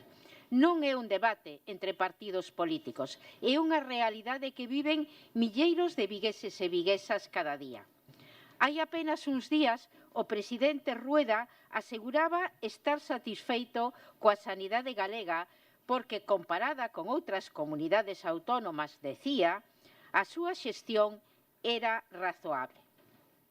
Pero doi escoitar esas palabras cando os problemas que sufren os usuarios son constantes e deixaron de ser casos illados para convertirse nunha situación estrutural. O presidente Rueda minte porque sabe perfectamente que Galicia é unha das comunidades autónomas que menos inviste en atención primaria, moi por debaixo da media estatal. E tamén coñece que o último barómetro de sondaxe recolle a peor valoración da sanidade galega dos últimos 7 anos. A pesar diso, continúa falando dunha xestión razoable cando en Vigo hai que agardar 15 días ou máis para conseguir unha cita co médico ou médica de familia, en algúns casos máis dun mes para realizar unha analítica. Agardar 2 semanas para ser atendido en atención primaria non é unha opción nin é razonable. É un fracaso da planificación sanitaria da Xunta de Galicia. A atención primaria non pode funcionar a medio gas. Cando falla, as consecuencias recaen sobre a ciudadanía, sobre os profesionales sanitarios e tamén sobre o PAC e as urxencias hospitalarias que rematan asumindo unha carga asistencial que non lle corresponde. Por iso reclamamos a cobertura inmediata das vacantes, a cobertura das baixas médicas e das ausencias por vacacións, especialmente durante o verán, para evitar un colapso asistencial que se repite ano tras ano. Pero Vigo tamén necesita novas infraestruturas sanitarias. A presión asistencial evidencia a necesidade de construir novos centros de saúde capaces de responder ás necesidades actuais e futuras da cidade. O que non podemos aceptar é que un centro recentemente inaugurado como Olimpia Valencia nacese xa saturado. Foi presentado pola Xunta como gran proxecto para reforzar a atención primaria en Vigo e aliviar a sobrecarga asistencial. Porén, a realidade foi xusto a contraria. A Xunta non só incumpriu cas expectativas que ela mesma xenerou, senón que empeorou a accesibilidade á atención primaria. Pechouse o Nicolás Peña e hoxe moitos pacientes non poden ser atendidos no Olimpia Valencia, tendo que ser derivado ao PAC ou ás urxencias hospitalarias. O máis grave é que esta situación era perfectamente previsible. Hai un ano, os sindicatos xa advertían desta situación. Tamén o alcalde de Vigo o denunciou en numerosas ocasións e este grupo municipal advertiuno neste pleno. Hoxe, os feitos falan por si sós. O que está a suceder na atención primaria en Vigo é a consecuencia dunha política de improvisación continuada da Xunta de Galicia. Hoxe é Rueda o presidente, antes foi Feijóo, e ambos son responsables de non dotar a sanidade pública viguesa dos recursos humanos e materiales que precisa. Vigo non necesita máis improvisación ni máis experimentos. Vigo necesita unha atención primaria forte, con máis profesionales, máis recursos e millores infraestruturas. En definitiva, Vigo necesita que a Xunta cumpra dunha vez ca súa responsabilidade, neste caso, en materia de atención primaria sanitaria.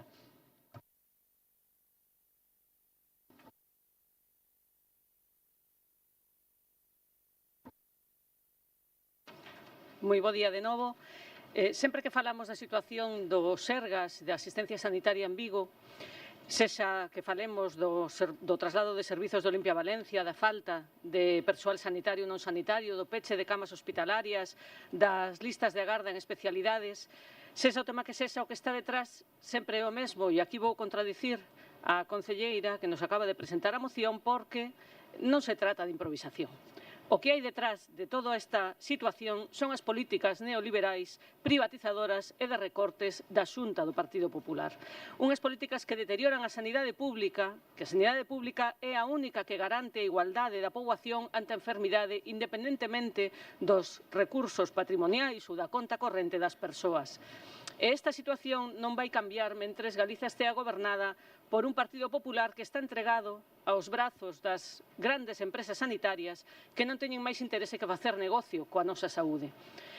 Isto corroboran os datos. Os Sergas destina só o 12% do seu orzamento a atención primaria cando a Organización Mundial da Saúde recomenda destinar o 25%. A atención primaria é prevención e a prevención é esencial non só, obviamente, para as persoas, sino tamén porque supón un aforro considerable de cartos ao propio sistema sanitario.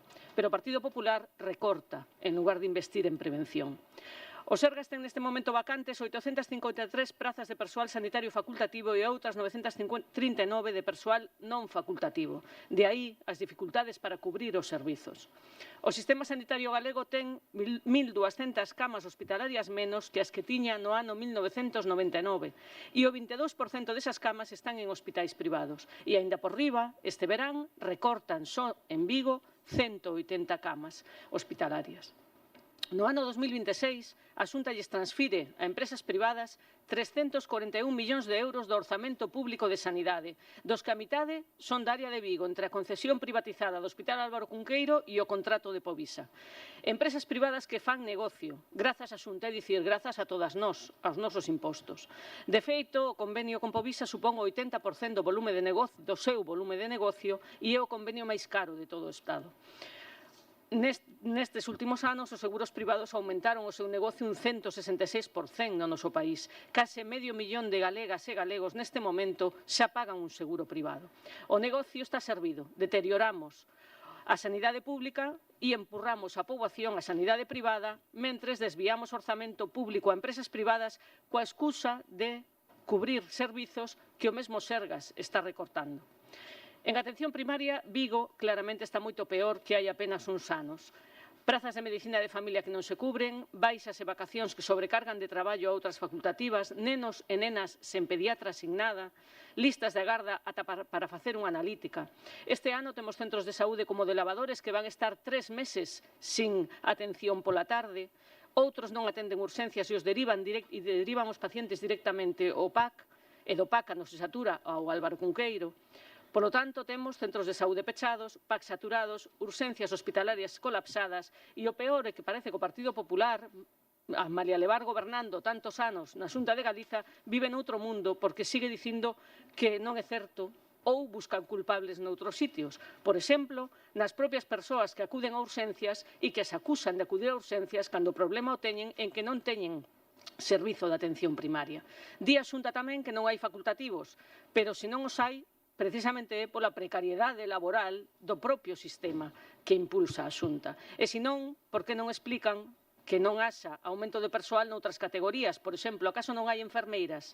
Acaso non hai fisioterapeutas, logopedas, psicólogas que contratar? Pois tamén nestas categorías hai unha falla de persoal acuciante.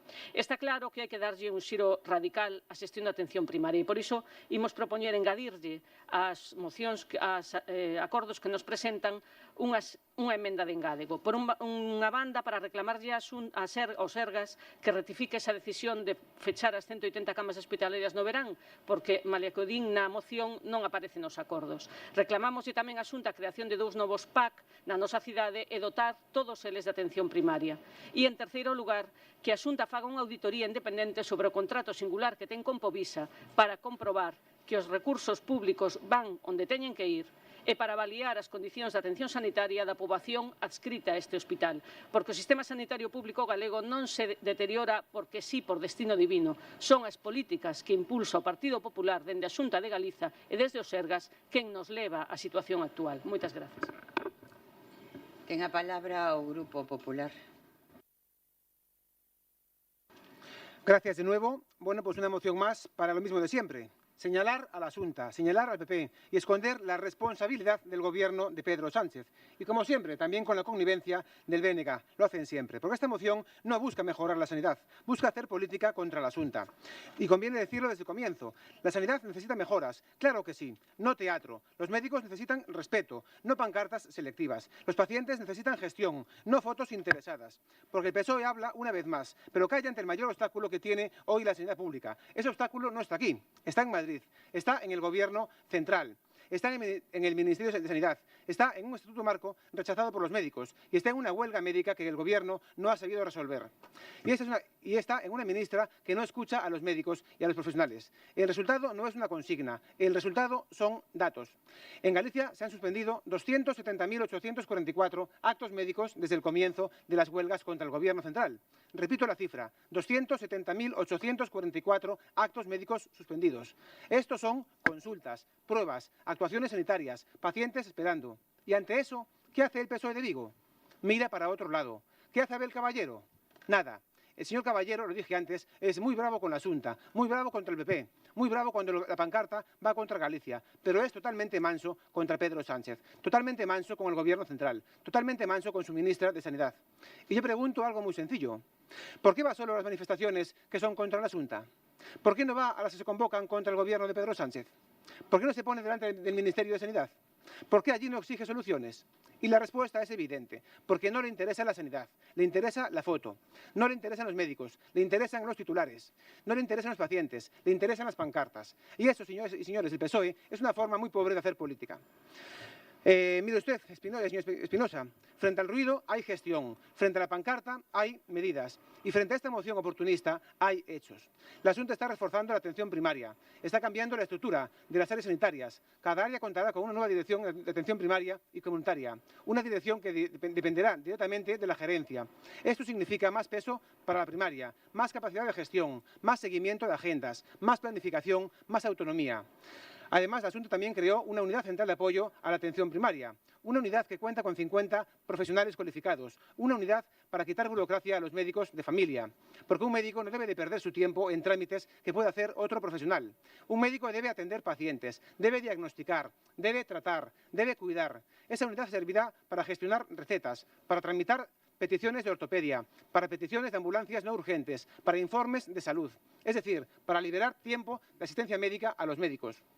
También hay inversión. La Xunta destina cada año, este año en concreto, 1.747 millones de euros a atención primaria en toda Galicia. La mayor inversión en toda la historia de Galicia en este ámbito. Eso no es un cartel, eso no es una pancarta, eso es presupuesto, eso es gestión y eso son recursos. También conviene desmontar otra mentira habitual suya. Es falso que la Xunta de Galicia cierre camas en verano como si apagara de repente la sanidad. Lo que hay es planificación asistencial, algo que ustedes, desde luego, desconocen. Lo que hay es gestión de recursos, lo que hay es adaptación a la demanda real. El Sergas, como no, mantiene disponibles el 100% de las camas si la demanda asistencial así lo requiere y mantiene más del 90% de las camas operativas durante todo el verano. Además, también hay planes de contingencia para responder con rapidez ante situaciones que pueden ser excepcionales. Eso es lo serio, planificar, prever, adaptarse y responder. No asustar a la gente, no crear alarma, no convertir cada verano en una campaña política. Y tampoco es cierto que la Xunta se niegue a cubrir las bajas por vacaciones de médicos de familia. Para contratar en verano hace falta que haya médicos en listas, y no los hay. Y que haya médicos es competencia del Gobierno de Pedro Sánchez, aunque ustedes no lo reconozcan. Gobernar es contratar cuando hay profesionales disponibles. Gobernar es organizar recursos y agendas. Y gobernar es también reforzar estructuras. Gobernar es invertir, y eso es lo que está haciendo la Xunta de Galicia, con un plan sanitario de verano dotado de 10,1 millones de euros. Un plan para reforzar la sanidad en esta época estival. Por tanto, este grupo no va a comprar una operación política como esta moción. No vamos a aceptar que el PSOE venga aquí a dar lecciones mientras su gobierno crea el problema. No vamos a aceptar que Abel Caballero sea duro con la Xunta y dócil con Pedro Sánchez como siempre. No vamos a aceptar pancartas a tiempo real, a tiempo parcial. No vamos a aceptar indignación selectiva. Vigo merece, por supuesto que sí, una sanidad fuerte, muy fuerte. Los médicos merecen respeto y los pacientes merecen soluciones. Pero esta moción no es una solución. Por tanto, vamos a abstenernos. Gracias.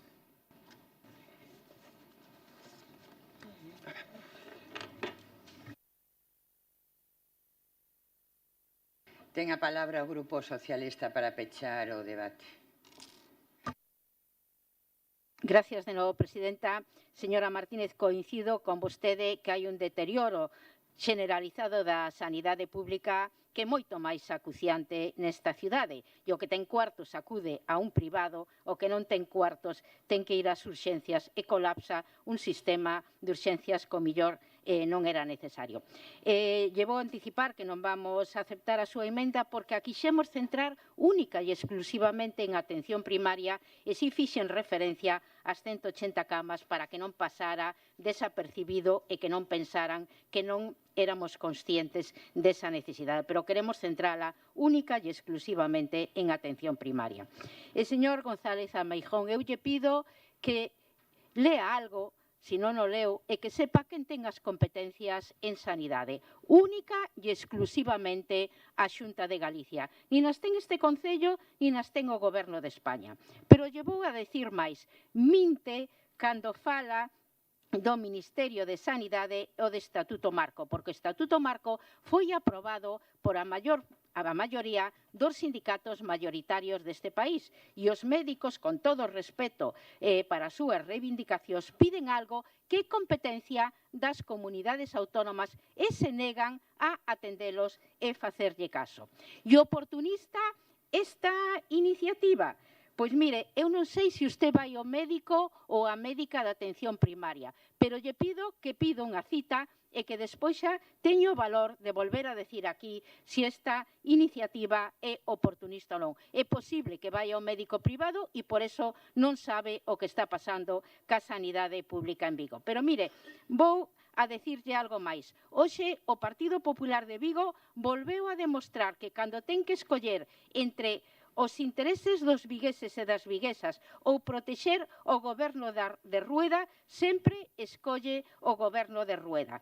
E hoxe o Partido Popular, se non vota a favor de mellorar a atención primaria en Vigo, está votando en contra de milleiros de vigueses e viguesas que esperan semanas para conseguir unha cita no seu médico de familia, mentras os profesionales denuncian esa sobrecarga asistencial e mentras os PACs e as urxencias siguen asumindo unha presión insoportable. O Partido Popular hoxe volve mirar para outro lado.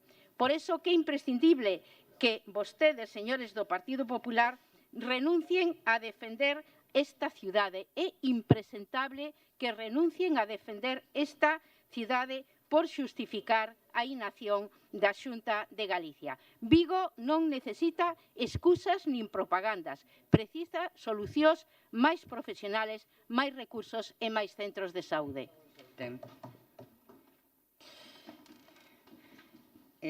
Vou a someter a votación esta moción.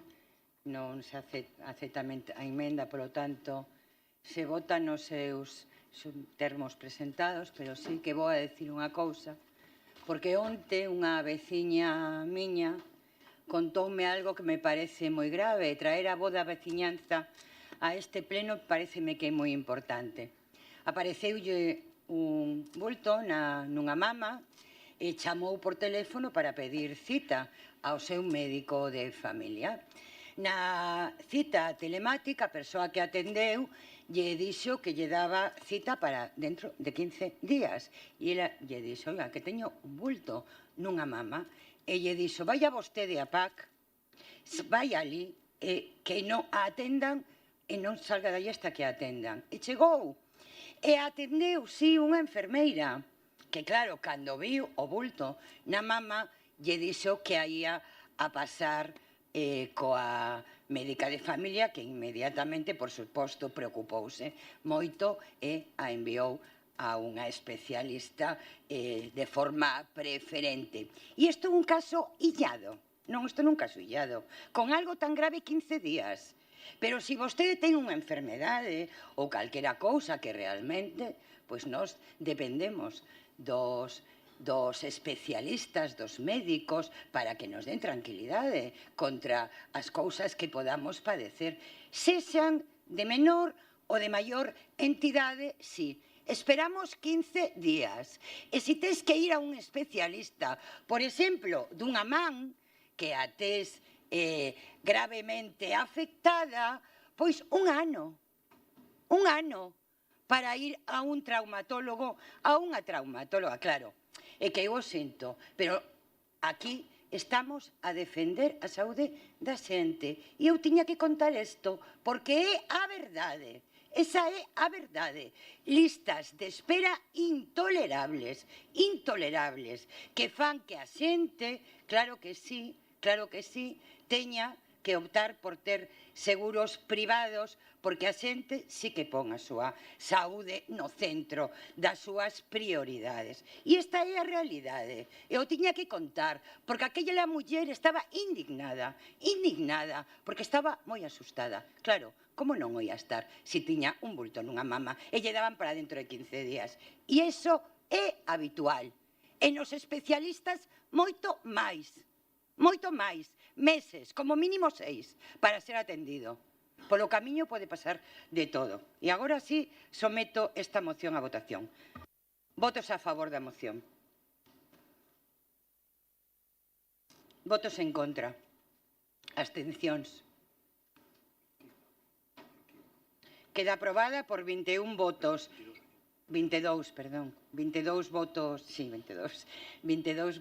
a favor e 5 abstencións.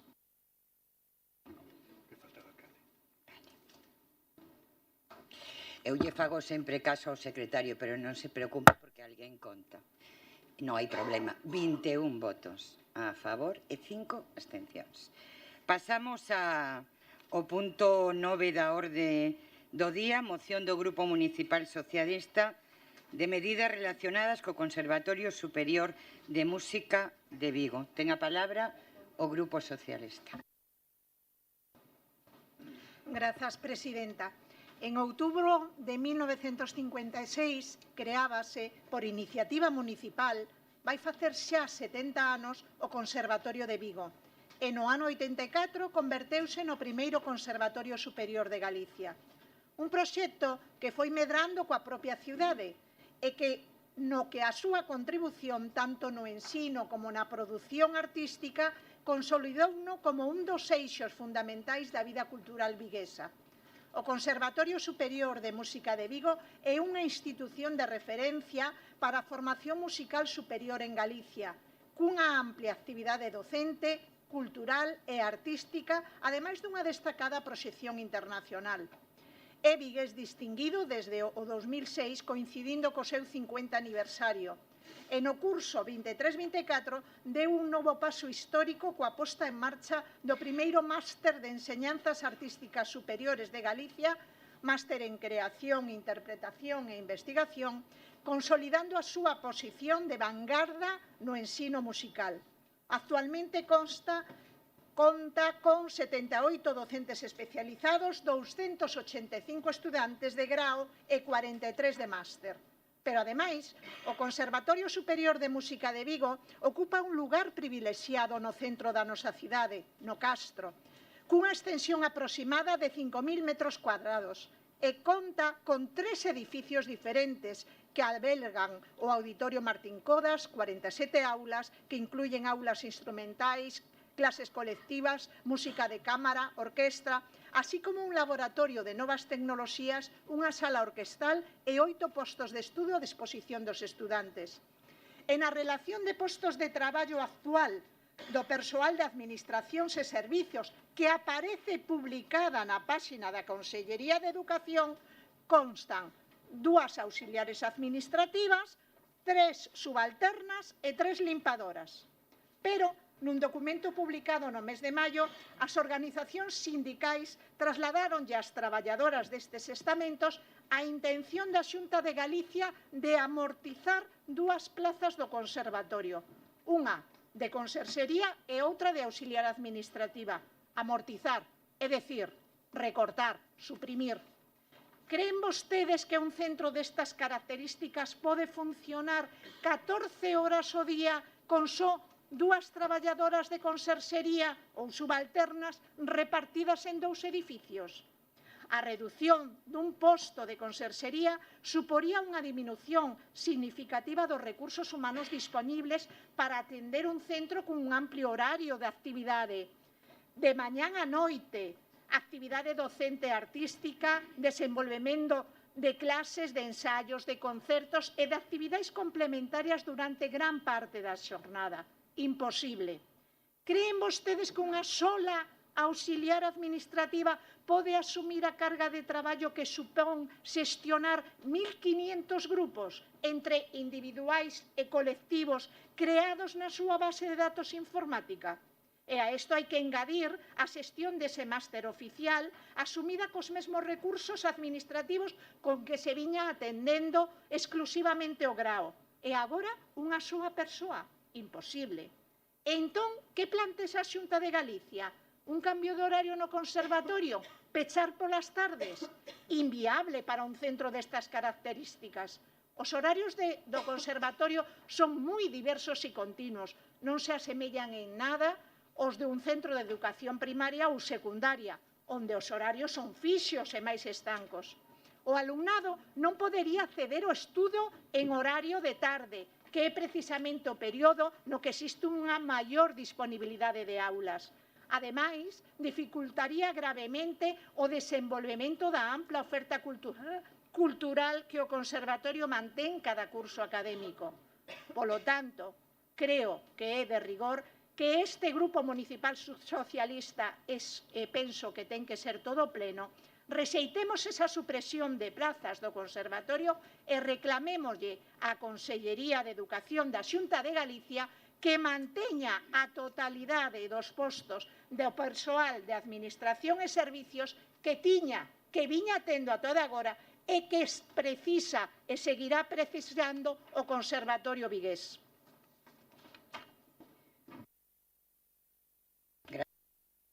Palabra o Grupo do BNG. Sí, moi bo día. O Conservatorio Superior de Música de Vigo é unha institución estratégica para a nosa cidade dende hai máis de 70 anos. Hoxe, con máis de 300 alumnos, foi o primeiro conservatorio de Galiza e o único centro público de ensinanza superiores de música de Pontevedra, sendo un referente académico e cultural. Por iso, hoxe, agradecemos a presenza do personal do Conservatorio neste pleno. E falando de educación, unha vez máis, a Xunta de Galiza ven coa machada para recortar o ensino público para favorecer a ensinanza privada. O Partido Popular levanos practicando esta política de recortes que non sempre se traduce nun peche dun centro. Ás veces maniféstase na amortización dunha praza, na non cobertura dunha vacante, na reducción de servizos ou na aplicación de criterios administrativos que acaba deteriorando progresivamente a calidade de ensino como sucede neste caso. E non é novidade adiantar que o Bloque Nacionalista Galego imos apoiar esta moción, como sempre facemos cando falamos da defensa da educación pública e de manter todos os medios materiais e persoais necesarios na ensinanza. Compartimos a preocupación polo futuro do Conservatorio Superior de Música de Vigo e pola deriva das políticas educativas da Xunta de Galiza que volven poñer o acento na reducción de recursos en lugar de apostar polo fortalecemento dos servizos públicos.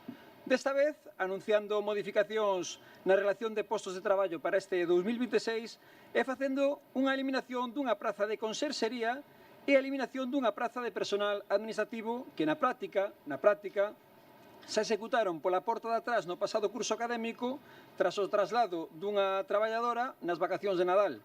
E 6 meses despois, a Consellería de Educación non foi quen de repoñer esta plaza. Pois esta é a xestión da Xunta de Galiza cando falamos do ensino público. E resulta profundamente preocupante que a Xunta non só pretenda amortizar postos de personal imprescindibles, senón que plantexen limitacións no seu horario de apertura.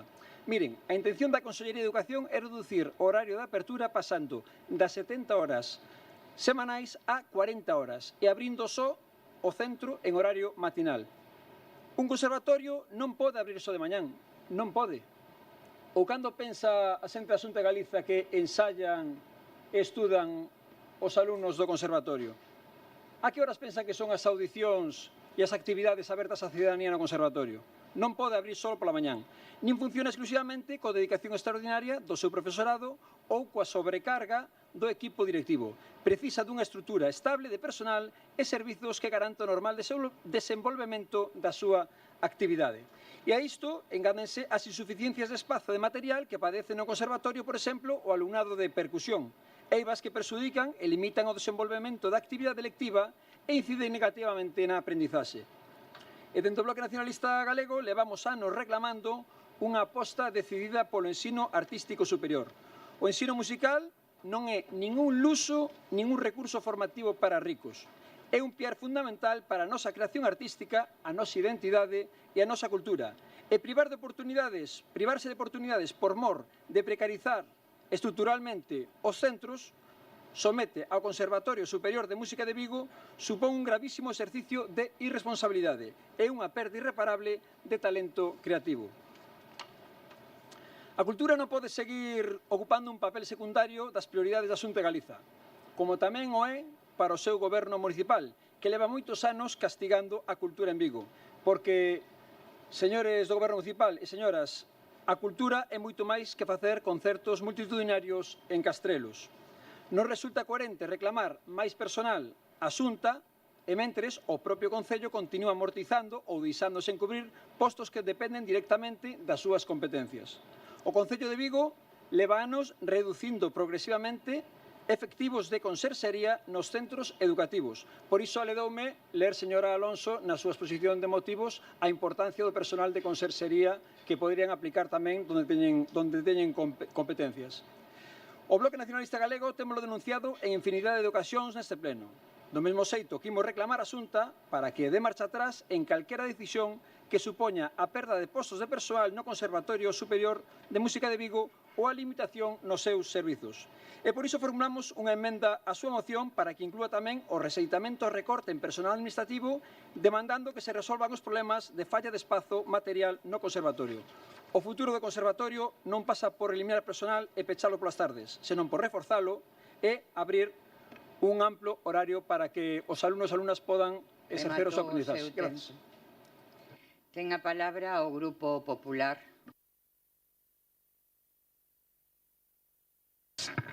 Bos días, Presidenta. O pasado 23 de xuño, o Grupo Municipal Socialista, a través da concelleira Olga Alonso, registrou unha moción que solicitaba o rexistamento deste pleno da supresión de 2 plazas de conserxería no Conservatorio Superior de Vigo. Era unha, o que tiña, despois se emendou. E argumentaba que esta reducción suporía unha disminución significativa dos recursos humanos necesarios para atender as dependencias dun centro que efectivamente é de referencia. Temos en Coruña un igual, pero sí, en Coruña igual, non esquezamos, porque vamos a comparalo tamén. Con todo, señorías, a realidade administrativa e laboral do Conservatorio Superior de Música de Vigo é moi diferente a que dibuxa na moción socialista. O que se produciu no centro non é un recorte caprichoso, senón a amortización de 2 plazas concretas, un subalterno e un auxiliar administrativo, como vostede mesma recoñecía. É fundamental aclarar que a ciudadanía que non se trata de personal que concursou e que estaba no centro por riba da ratio establecida na relación de posto de traballo, que é a que establece o número de personal que ten que haber nun centro.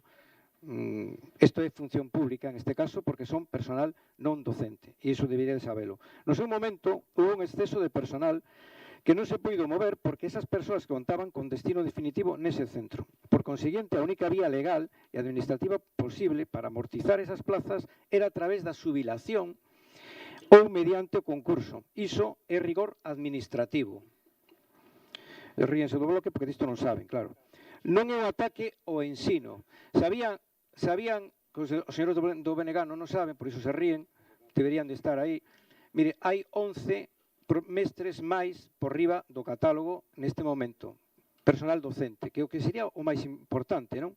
Segundo, mire, frente á mensaxe alarmista do Grupo Socialista, os datos confirman que o personal non docente co que conta o centro actualmente é totalmente suficiente para atender as súas funcións, se comparamos incluso co outro centro que temos en Coruña. A día de hoxe o conservatorio está cuberto con 2 subalternos, é dicir, 2 conserxes e máis unha administrativa. Esta dotación é a que corresponde segundo o número de alumnos e permite cubrir perfectamente as 14 horas diarias de apertura das instalacións, tanto mañán como tarde. O servicio está garantizado. Resulta, polo tanto, profundamente chamativo e paradóxico que o PSOE de Vigo que se apresure tanto a traer esta cuestión ao pleno cando posúe un historial, señor Alonso, un historial moi deficiente nesta mesma materia aquí no Concello. Mire, desde a bancada non podemos esquecer as voltas que deron os conserxes nos colexios públicos de Vigo, moi especialmente hai 2 cursos, nunha época de inacción municipal, donde chegamos ao redor de ter 23 ou 24 colexios públicos na nosa cidade sen conserxe ou sin personal municipal de portería e vigilancia, chámenlle como queira. Naquel momento crítico, a comunidade educativa denunciaba con desesperación esta falta de personal, obligaba os equipos directivos ao profesorado das propias familias a asumir tarefas que non lle correspondían en absoluto, como abrir e pechar os centros educativos, atender as incidencias básicas e gestionar pequenos arranxos. Neste caso, as señorías do PSOE, os centros educativos vigueses, que carecían dun personal que lles correspondía de materia efectiva. No conservatorio, pola contra, as necesidades están plenamente cubertas con 2 profesionales, a apertura e o peche. Pero o máis grave é o rachamento de toda esta situación é que o día de hoxe en Vigo este servicio privatizouse, o que usted ten tanto interés. Dende o Partido Popular preguntamos en voz alta que dirían vostedes se a Xunta de Galicia fixese exactamente isto mesmo. A súa dobre moral política queda hoxe unha vez máis en evidencia para todos os vigueses. Como conclusión, primeiro, constatar públicamente que o cadro de personal non docente actualmente do Conservatorio Superior de Música de Vigo, formado por 2 subalternos e unha administrativa, corresponde coa ratio de alumnos e é suficiente para garantir a cobertura das 14 horas de apertura do centro. Segundo, rexeitar de plano a moción presentada polo Grupo Municipal do Partido Socialista por omitir a realidade técnica sobre as amortizacións das plazas basadas na relación de posto de traballo e por xerar unha alarma injustificada. E terceiro, instar o Goberno Municipal de Vigo a aplicarse a sí mesmo o que exixe a outras administracións, asumindo as súas propias responsabilidades pola falta de conserxes que sufriron 20 ou 24 colexios públicos vigueses, dando explicacións públicas sobre a privatización do servicio municipal na nosa cidade. Finalizou o seu tempo. Que? Para pechar o debate ten a palabra o Grupo Socialista. Só por empezar aclarando algunha cousa. O Concello de Vigo nos colexios de infantil e primaria non ten conserxes, ten oficiais de instalacións, porque as únicas competencias que ten este Concello nos centros de infantil e de primaria son de reparación, mantemento e vixiancia, nada máis, non son conserxes. O sea que, primeiro, aclárense vostedes, tanto uns como outros. Despois, podenlle chamar como queiran, pero amortizar é recortar, amortizar é suprimir, vostedes digan o que queiran. E despois, o eso de atender con menos persoas 14 horas ao día, pois o mellor estamos entrando en algunha historia complicada. A min o que me chama a atención é que, fíxense, saqueino da páxina da Xunta, do portal da Xunta. A Xunta salienta o potencial do Conservatorio Superior de Música de Vigo, dice, polo seu traballo con tal. O conselleiro de Educación augura un gran futuro o Conservatorio Superior de Música de Vigo e dice que este se refire como un referente. Home, non imos comparar co de Coruña, cunha educación musical de calidade dirixida a formar os profesionais da mañá. E todo iso, como se fai? Esta é a aposta que a Xunta fai polo Conservatorio vigués? Bueno, cando lle vai recortando persoal, o mellor eso non é unha aposta. O mellor eso non é unha aposta. Porque esta medida de recortar persoal de administracións e servicios, primeiro, vai afectar moi negativamente a xestión administrativa cotidiana e a atención ao público. Unha sola administrativa. Vai dificultar moito a seguridade e a vixilancia das instalacións. Ten 3 edificios dentro do tal. Eses subalternos como se dividen? Como corren dun lado para outro? Vai incrementar a carga de traballo do persoal, afectando negativamente as súas condicións de traballo. Vai dificultar a organización das actividades docentes e culturais, de concertos, de adición, que queren que non se fagan. En resumen, o que vai afectar negativamente é a calidade do servicio público prestado ao alumnado e ao profesorado. Vostedes que queren? Que ese conservatorio de Vigo xa non sea un referente? O mellor é o que queren. Entonces, de verdad que resulta moi preocupante que dicindo que un centro que ten que ser o referente se lle fagan estas cousas. Eu xa non me imagino os que non son referentes, xa hai que pensar o que están facendo. Eu creo que basta xa de recortes. E vou aproveitar un segundiño para decirlle, porque que non me cabe aí no peito. Oi, cachi na mar. Hai unha emenda do BNG? Non admite. Vale, pois entonces sometemos a votación a moción do Grupo Municipal Socialista de medidas relacionadas co Conservatorio de Música de Vigo. Votos a favor? Votos en contra? Abstencións? Queda aprobada por 20 votos a favor e 5 abstencións. Pasamos ao punto 10º da orde do día, moción do Grupo Municipal Socialista instando ao presidente da Xunta de Galicia a adopción de medidas relacionadas co Clube Celta de Vigo de baloncesto femenino. Ten a palabra o Grupo Socialista. Moitas gracias. Señoras e señores concelleiras e concelleiros, a moción que presentamos ten como obxecto instar ao presidente da Xunta de Galicia a disculparse co Celta de Vigo femenino de básquet por non ter ofrecido ao devandito club un acordo de patrocinio específico para cubrir a fase de ascenso á máxima categoría.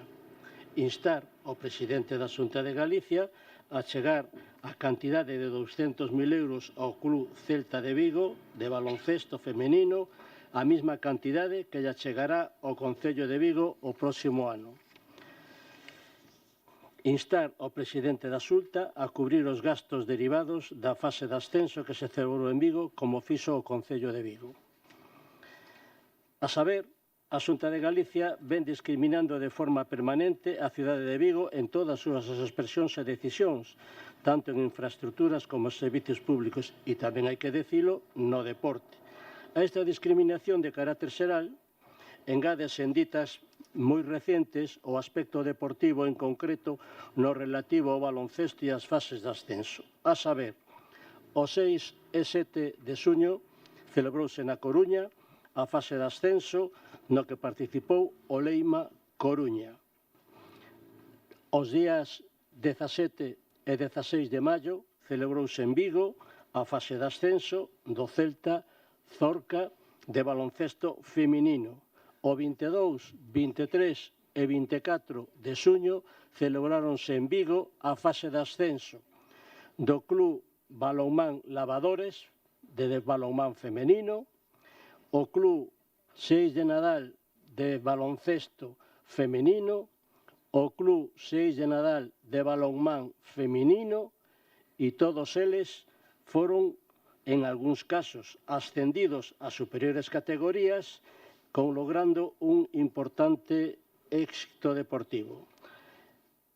En concreto, dous equipos galegos de baloncesto, o masculino Leima Coruña e o femenino Celta Bosco de Vigo, xogábanse o ascenso ás máximas categorías das dúas competicións no play-off, nos que finalmente acadaron ambas o ascenso á máxima categoría, os cales os felicitamos. É evidente que os equipos de baloncesto e o deporte, e é coñecido e o sabe todo o mundo, necesitan da achega das institucións e unha maior medida cando teñen que afrontar estas fases de ascenso que comportan gastos adicionais aos previstos ao principio de tempada. Ante estas situacións similares, a Xunta de Galicia asinou un convenio co Club Leima Coruña, patrocinando o final a 4 do ascenso á Liga CB e celebrándose na Coruña con unha achega de 150.000 euros, especificamente para este evento, decisión que celebramos o mismo que felicitamos o Leima polo seu éxito deportivo. Do mismo xeito, tamén celebramos e felicitamos ao Celta Zorca de Vigo de baloncesto femenino, porque na súa fase de ascenso xogada o 16 e 17 de maio, tamén conseguiron ascenso á máxima categoría. É indubitable que o equipo femenino de Vigo necesita dunha achega similar a que a Xunta de Galicia asinou co Leima.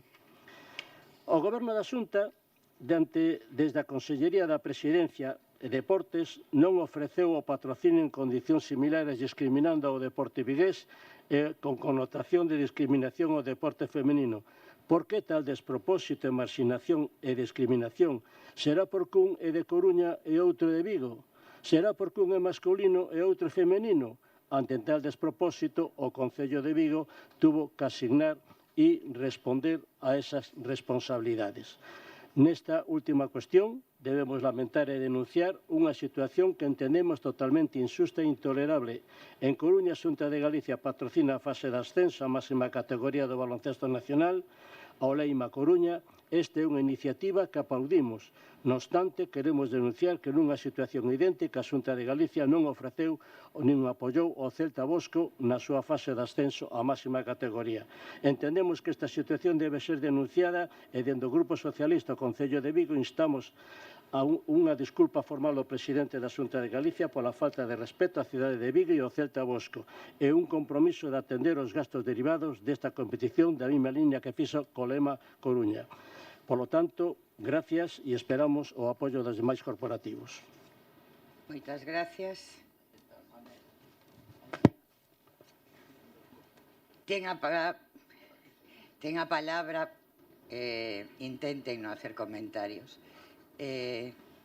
Ten a palabra o Grupo do BNG. Grazas, Presidenta. Dio dito que as comparacións son odiosas e hai un dato obxectivo que está aí e irrefutable. O trato recibido polo Celta feminino de baloncesto durante a disputa do play-off celebrado en Navia o pasado 16 e 17 de maio non foi xusto nin estivo á altura do que merece un club histórico que leva décadas representando con orgullo a Vigo e a Galiza. Estamos a falar, non hai que esquecelo, do equipo máis laureado da historia de Vigo, o Celta Fensa Zorca, herdeiro da histórica sección femenina de baloncesto do Celta, gañadora de 5 ligas, 4 Copas da Raíña, 12 Copas de Galiza, entre outros éxitos. E cal foi o apoio e a resposta da Secretaría Xeral para o Deporte da Xunta de Galiza ante o novo fito do Celta de baloncesto femenino? Pois a nada máis absoluta. O deporte femenino non pode seguir sendo tratado como unha cuestión secundaria nin depender da vontade puntual das administracións. E resulta difícil entender que existan respostas distintas para situacións deportivas semellantes. A Xunta de Galiza debe actuar con criterios de igualdade e transparencia. E do mesmo xeito que apoiou o Leima masculino na súa loita por ascender á Liga ACB, ten ou tivo que apoiar no seu momento o Celta feminino na súa loita por ascender á Liga Endesa. E máis, sendo un equipo do deporte feminino e histórico. Agora ben, vendo a política de maltrato desde o seu goberno municipal, señor Fernández, que aplican aos clubes e deportistas da nosa cidade, que hoxe o Partido Socialista traia unha moción reclamando a Xunta de Galiza apoio ao deporte vigués é do máis cínico que vivimos neste pleno durante o actual mandato. Un goberno municipal que non é capaz nin de manter abertas as instalacións deportivas municipais ou equipalas do material máis mínimo. Un goberno municipal que pecha as pistas de atletismo para convertelas en espazo de espectáculos militares. Un goberno municipal que leva máis de 3 anos en reformar as pistas de tenis de Samil ou 4 anos en arranxar o alumeado do campo da ETEA. Un goberno municipal que pecha os gimnasios municipais día sí e día tamén por non contratar personal. Despois dirá o señor Aneiros que aquí non aforran personal, pero as instalacións deportivas non se abren. Un goberno municipal que ten equipos da cidade como trasnos de béisbol xogando como locatario en Coruña e ás veces en Oviedo por non dispoñer de campo. Un goberno municipal que reduciu en 2024 a subvención ao clube de fútbol femenino Sardma, a pesar de competir en categoría semiprofesional, recibindo un 90% menos que un club masculino. Pois este goberno ven hoxe a pedir respeto para o deporte vigués. Hai que ser moi atrevido para traer este discurso tan cínico e nin sequera poñerse colorado. Nos últimos anos, Vigo perdeu en diferentes disciplinas deportivas, tamén no deporte feminino, equipos históricos que desapareceron outros víronse obrigados a renunciar a categorías superiores por falta de recursos e moitos clubs sobreviven grazas ao enorme esforzo do voluntariado das familias e das entidades deportivas. E mentres o Concello segue apostando por unha política baseada nas prebendas, nas fotografías e nos anuncios en lugar de por unha verdadeira estrategia de apoio estable ao deporte. Dende o Bloque Nacionalista Galego levamos anos reclamando un modelo diferente, baseado na colaboración cos clubs e no acompañamento das súas necesidades, como se recolle nas nosas reiteradas emendas aos orzamentos municipais que vostedes siguen rexeitando ano tras ano de forma soberbia. En ese sentido, vai a emenda de engádego que formulamos a súa moción e que recolle 3 puntos tan básicos como necesarios. Que garantan iguais cuantías e condicións nas axudas municipais aos clubes deportivos, sexan masculinos ou femeninos. Que se poña en marcha un programa de apoio específico para os clubes en fase de ascenso. E que se axilice a convocatoria, tramitación e resolución das subvencións e convenios municipais para deixar de estrangular económicamente aos clubes. Porque apoiar o deporte non consiste únicamente en felicitar e sacar a foto cos equipos cando consiga un éxito. E iso, aquí temos que recoñecer que vostedes no goberno municipal andan bastante liseiros. Apoiar o deporte significa acompañalos durante todo o ano, garantir instalacións dignas, facilitar recursos suficientes e entender que detrás de cada club hai persoas que practican deporte. Abandonen o autobombo e o cinismo no que están instalados para poder reclamar con coherencia a Xunta de Galiza e que corrixa unha decisión que o BNG sí que entendemos injusta e para que se establezan criterios claros de apoio aos clubs galegos, sen discriminación territorial, nin sobre todo de razón nin de sexo. Gracias. Ten a palabra o Grupo do Partido Popular. Gracias de novo, Presidenta. Quero felicitar, primeiro, que é un momento histórico para a cidade de Vigo que o concellal de Deportes tome a palabra nun pleno para defender un club de Vigo. E é un feito histórico que estamos todos moi contentos. Queremos empezar dicindo ao Bloque Nacionalista Galego que creo que toda a súa intervención decae por unha falta de información.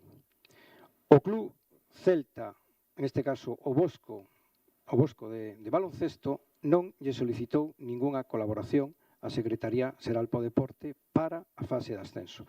A Secretaría Xeral para o Deporte ten unha forma de axudar os clubs, creo que somos pioneros, e somos modélicos, en canto a que os clubs, todos os clubs que participan en fases de ascenso, na convocatoria ordinaria, levan o seu correspondente mérito e o sorprendente puntuación para recibir todos, sean de todas as cidades de Galicia. Que pasa? Que o que pasa aquí en Vigo, pois hai que dicilo, a mellor fai pouco hubo un torneo internacional que apoiaba, en este caso, tanto a Diputación como, en este caso, a Xunta de Galicia, que deixou de contar ca axuda da Xunta de Galicia e a Diputación porque na entrevista que tuveron dixeron, bueno, nosotros queremos estar solos y si viene otra administración, a lo mejor no podemos dejaros la madroa. Así se funciona en esta ciudad, es decir, que las amenazas. Es decir, si estamos solos, sí. Si acompañan otros, no. En Pontevedra goberna o Bloque Nacionalista Galego, creo, e no sei un momento tamén gobernou tamén o Partido Socialista na Diputación, hai un entendimento total para facer eventos deportivos. A colaboración é totalmente leal entre todos. Leal entre todos. Podemos ter discrepancias nas cantidades, nos aportes, pero estamos sempre. Sempre. En Vigo non é posible. Porque, para que traen esta moción? Para ocultar o problema que hai na cidade. Non é outro que abandono do deporte da cidade, con instalacións que se caen a cachos, sí. Pasen e besan a mil. Ano tras ano, ou sin tenis internacional, e dirán que para o ano que ven van a solucionar outro ano máis. As pistas municipales de atletismo de Balaídos en estado lamentable seguen á espera. Seguimos á espera de poder intervir e poder facer a reforma desa pista. Esperamos. Os clubs deportivos, como Trasnos, siguen enganados pensando que van a ter o campo de béisbol. Poden esperar porque nada. Os clubs deportivos como Reconquista teñen que renunciar a salir na súa categoría por falla de axuda. Esa é a administración que está máis preto, que debía estar máis preto dos clubs, non está. E os clubs teñen que deixar de participar. Clubs deportivos como o Carballal, de balonmán, que siguen esperando pola promesa da reforma do seu pabellón. Unha instalación en donde se dan as máis lesións deportivas de gravidade que se producen en Galicia. Estadísticamente é a instalación donde se producen máis lesións de Galicia. E deixámoslle para que o señor Abel Ramón diga que a mellor do mundo. Lamentablemente, esa é a situación. E siguen esperando. Por si fora pouco, lle dicen ao club que non teñen personal para abrir a instalación en horario de mañán e tarde no mes de agosto. É un servicio que teñen privatizado e non teñen forma de abrir para que o club, que os clubs en Vigo, señores, o Celta ese que queren axudar, que tanto queren axudar, pagou 28.000 euros de instalacións. Caso único. Porriño, que lle gusta tanto recordar o señor Aleiros, non paga nada. E o Concello non paga. No, os clubs deportivos non pagan. E máis, lle digo, soy gracioso, pero díganlle os clubs. Perdone, prego que respeten o uso da palabra, por favor, de verdad. Sí, mire, todo isto é porque en Pontevedra, cando hai competicións en calquer lugar de Galicia, están institucións, Diputación, Xunta, e o que cambia? Pois as persoas que están ao frente dos concellos. En este caso, ustedes non queren.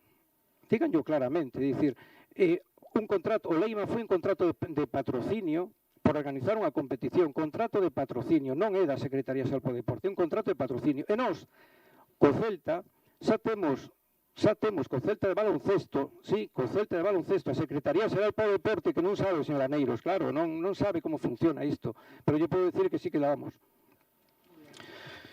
E nada, finalizou o seu tempo. Para pechar o debate ten a palabra o grupo.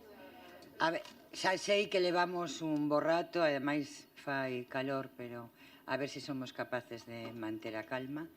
Ten a palabra o voceiro do Grupo Social. O representante do Partido Popular, se as instalacións de atletismo están tan mal, por que ustedes desenvolven toda a súa actividade en elas e nos piden mensualmente a programación para facer as probas da Diputación e da Xunta de Galicia? Fariseísmo, mentira. As pistas de atletismo están ao servicio dos atletas e do deporte da cidade e ustedes están facendo uso delas de forma gratuita. Sabe que pode pasar? Que para a próxima vez non llas autorice para que teñan que ir a outro sitio a celebrar as súas probas. Segundo lugar, señores do Bloque, por favor, non se pode mirar o mundo en negro, non se pode vivir en negro, hai que ser máis racional. Vamos a ver, vamos a ver. O deporte de Vigo non vou decir que vai como un tiro, vai como un cañón. Vai como un cañón. Nunca, cada ano, crece de forma importante os orzamentos. Unha parte moi importante vai a inversións, outra parte moi importante vai a mantenementos e outra parte moi importante vai a achegas e axudas aos clubs e entidades deportivas. Nunca tuveron tantas achegas e tantas subvencións como teñen neste período.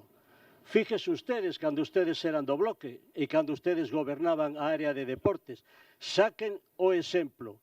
Vai como un tiro. Os programas municipales de deportes van como un tiro.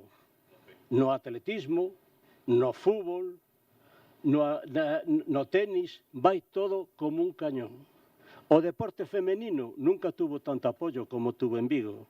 As instalacións están pechadas, mentira. Nunca estuveron tan abertas como ahora, incluso pola mañán. Pregúntelle ustedes ahora ao Celta Zorca cando vai a entrenar. Vai a entrenar todos os días pola mañán, aparte de pola tarde. Quere decir que as instalacións nunca estuveron tan abertas como ahora. Que cerran algún período? Sí, certo. Por tema de vacacións, pero xa cerraban antes, señores do Bloque, cando ustedes gobernaban a área de deportes. No mes de agosto cerran as instalacións, porque son para mantenimento e reparacións, precisamente. Se así está recollido nos pliegos de condicións. Por lo tanto, deixemos de tonterías, deixemos de falar por falar, deixemos de mirar o país en negro e seamos seamos positivos. Me falan ustedes de Samil. Samil estuvo como está polo temporal, pero porque Costas non autorizaba. Costas non autorizaba facer as reformas. E agora están autorizadas e se está actualizando o campo de fútbol, se está actualizando as pistas de tenis e vai a quedar un complexo maravilloso. Polo menos hasta o ano 32, que é cando Costas nos deu autorización para poder seguir exercendo a actividade ali hasta o ano 32. E despois lle vou dicir a ustedes, nunca Vigo tuvo un campo de rugby e agora vai a telo porque o Consello chegou a un acordo coa Universidade de financiar con 550.000 euros a reforma do campo de rugby da Universidade. Señor Fernández, aquí a norma é para todas e todos igual.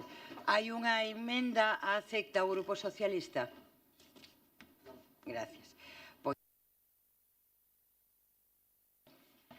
Temos a votación a moción do Grupo Municipal Socialista instando a Presidenta da Xunta de Galicia a adopción de medidas relacionadas co Clube Celta de Vigo de baloncesto femenino. Votos a favor? Votos en contra? Queda aprobada por 20 votos a favor e 5 en contra. Pasamos agora á parte de control. No punto 11º da orde do día, moción do Grupo Municipal do Partido Popular propoñendo a comparecencia do alcalde diante do Pleno ao respecto da imputación penal da concelleira de Seguridade e Festas, doña Patricia Rodríguez Calviño, polo accidente mortal dos Altamontes e a súa decisión de non cesala con carácter inmediato. Ten a palabra o Grupo do Partido Popular. Buenos días, Presidenta. Buenos días a todos y a todos. En el último pleno municipal de carácter extraordinario, Abel Caballero impuso su deriva autocrática para autoindultarse, eliminando su propia comparecencia del orden del día. Bloqueó su comparecencia hace 10 días y ahora se borra del pleno en el que se solicita esa comparecencia para estar con el PSOE. Es decir, para el señor Caballero, primero el PSOE y después Vigo. Y ante este golpe autoritario, este Grupo Municipal del Partido Popular trae esta moción para que tenga que debatirse y votarse en esta sesión. Una sesión, como digo, de la que Abel Caballero ha huido en cuanto ha podido. No vaya a ser que le interpelemos directamente. De nuevo, ante la muerte de un vecino de nuestra ciudad y ante la imputación de una de sus concejalas de confianza por homicidio imprudente, se esconde. Otra vez, ante lo importante, se esconde. Escondiéndose sí que es el mejor alcalde del mundo. El mismo alcalde que siente tanto apego por los micrófonos, que hace de speaker en las carreras y que obliga a los organizadores de todos los actos a darle la palabra, no la toma cuando un vecino de la ciudad muere. Su actitud le inculpa. Un Abel Caballero que se puso quejumbroso en el último pleno. Se le notaba nervioso, y así lo evidenció, al criticar el reglamento del pleno nada más empezar. El mismo reglamento, por cierto, que él impulsó y aprobó. Le parecían poco 5 minutos para el Grupo Socialista. Querían hablar más. Y entonces, ¿por qué no tomó la palabra? Porque él, como presidente, puede hablar cuando quiera y cuanto quiera. Pero a pesar de quejarse de esos 5 minutos que le parecían pocos, permaneció callado, muy callado. Y hoy permanece ausente. Y ese es el respeto que tiene por Iván y por su familia. Y por este órgano municipal que representa a toda la ciudad. Abel Caballero vuelve a demostrar que no le gusta este pleno, que no le gusta aquello que representa a toda la ciudad, porque cree que la ciudad es él y no. Vigo no es Abel Caballero, Vigo es más que Abel Caballero y Vigo es mucho más importante que Abel Caballero. Caballero permaneció callado y ahora está ausente por una razón muy sencilla, por cobardía política, porque sigue sin atreverse a reunirse con la familia de Iván para trasladarle sus condolencias, porque no se atreve a un enfrentamiento cara a cara, ni siquiera teniendo la potestad de hablar cuando y cuanto quiera en este pleno. La cobardía llega hasta tal punto que ya no da ruedas de prensa y que hasta se esconde en sus audios enlatados, pidiéndole incluso al señor Font y a la señora Aguiar que respondan, que me respondan, porque parece que él no se atreve.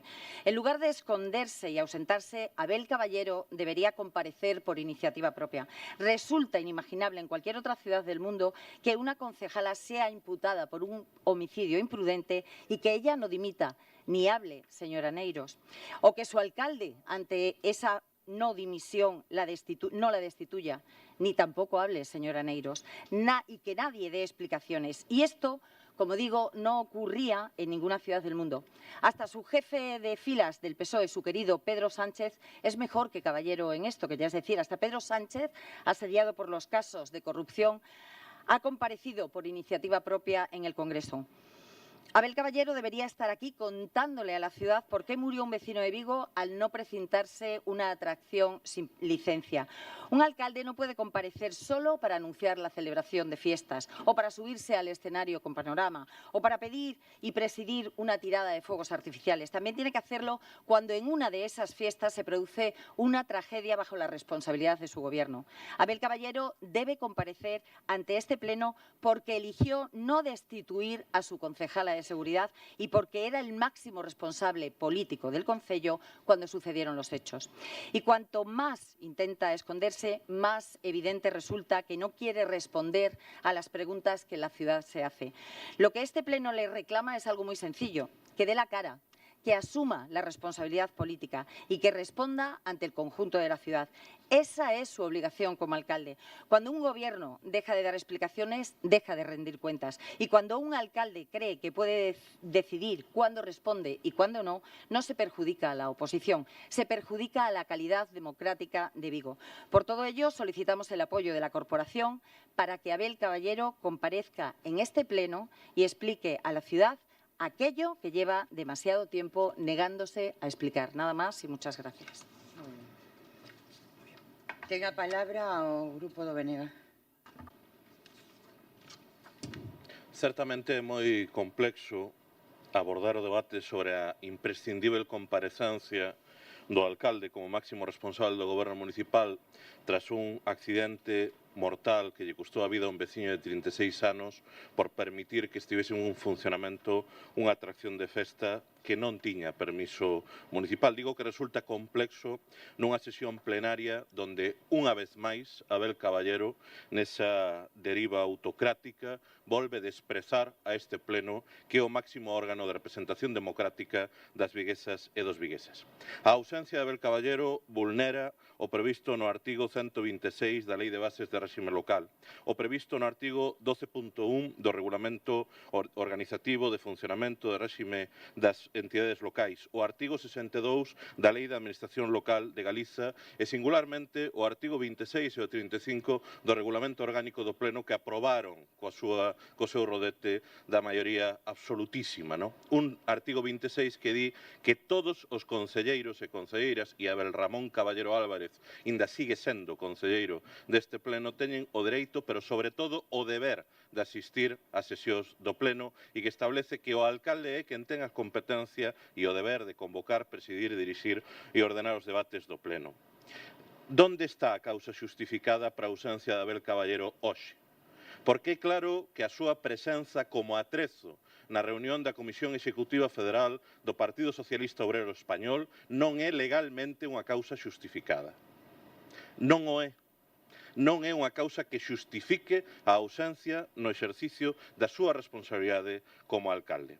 E esta é a evidencia, máis unha vez, do emperador espido. Non lle chega a maioría absolutísima que se ten que refuxiar no escapismo, na ausencia, na fuxida. Non lle chega a súa dopaxe propagandística que se nega mesmo a dar a cara nunha sesión plenaria para hoxe acudir, entendo, que de palmeiro do seu xefe de filas en Madrid. Miren, hoxe o Grupo Municipal Socialista ten unha oportunidade. A oportunidade de desculparse pola súa actuación políticamente miserable e repugnante a nivel humano no último pleno extraordinario.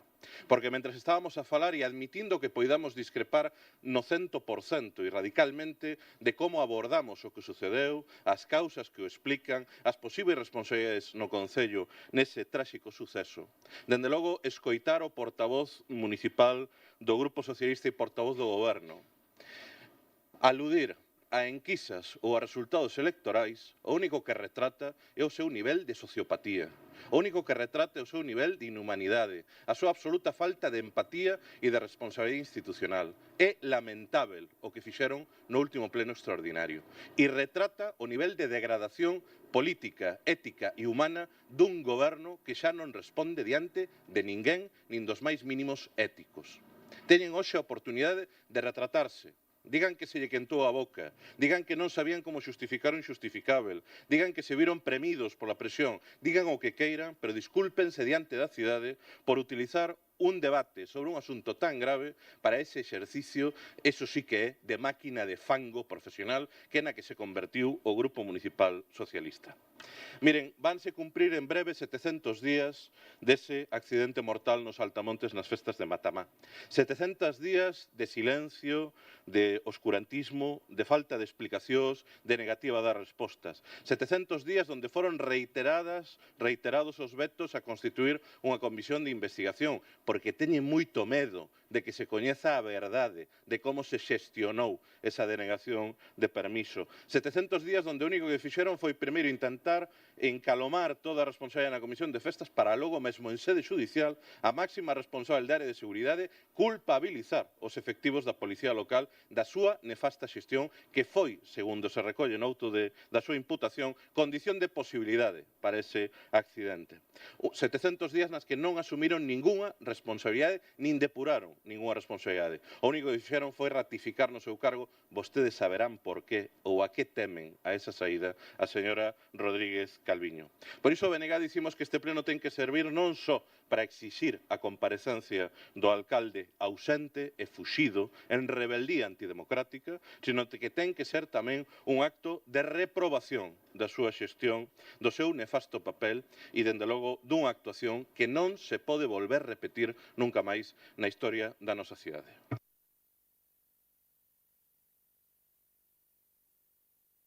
Ten a palabra o Grupo Socialista.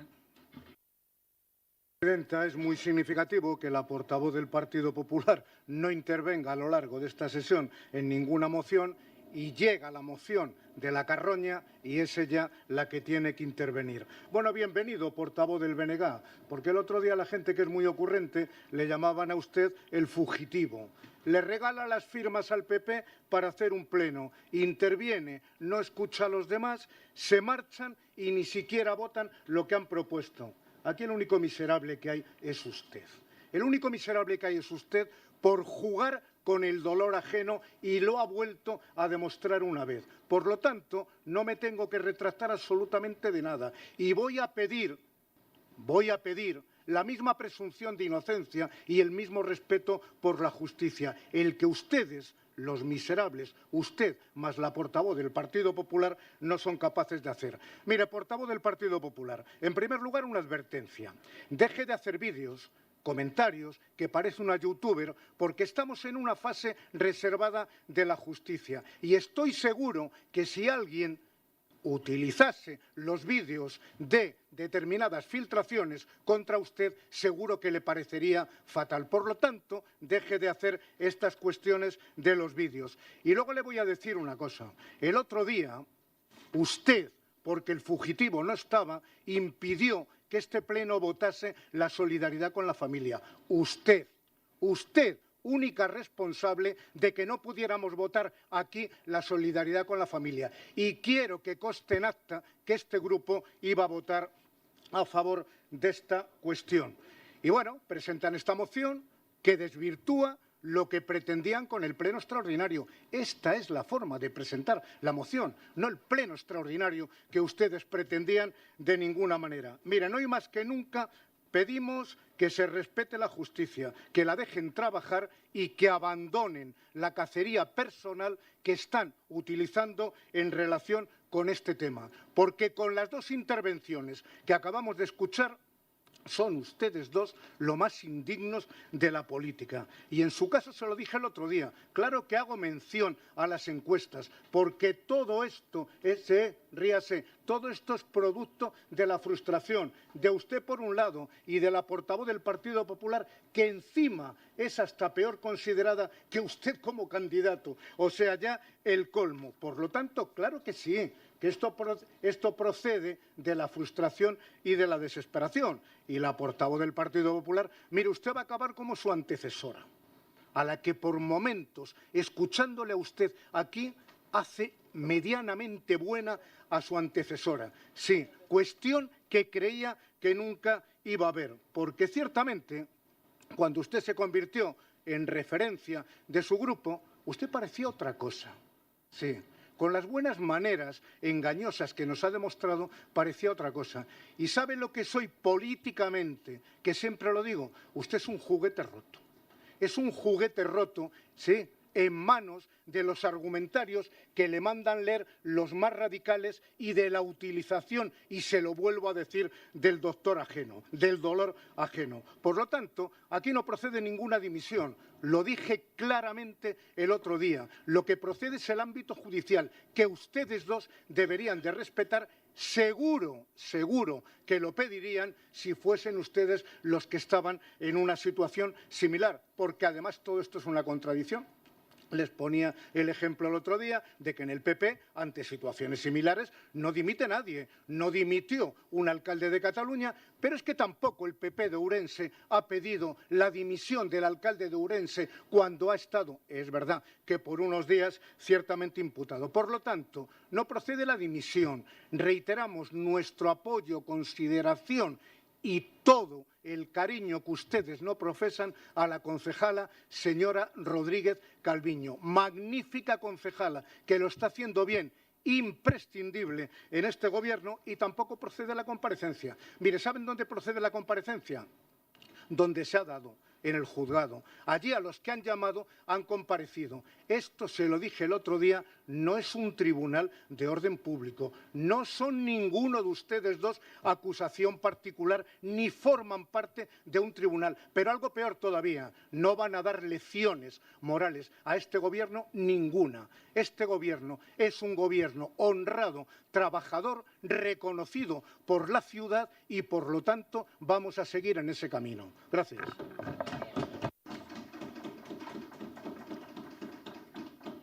Ten a palabra o Grupo Popular para pechar este debate desta moción.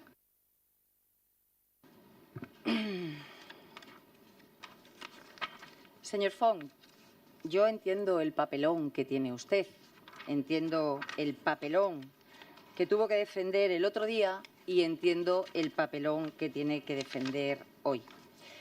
Pero la solidaridad se tenía que haber demostrado antes, se tenía que haber demostrado con la familia de Iván, es más, con el propio Iván. Y desde luego lo que tiene que tener en cuenta es que las amenazas que está vertiendo en este pleno pueden ser susceptibles de otras cosas, ¿de acuerdo? Deje de señalar con el dedo y deje de amenazar y de insultar. No es propio de usted. Yo entiendo que la tensión le lleva a esto, pero desde luego no es propio de usted.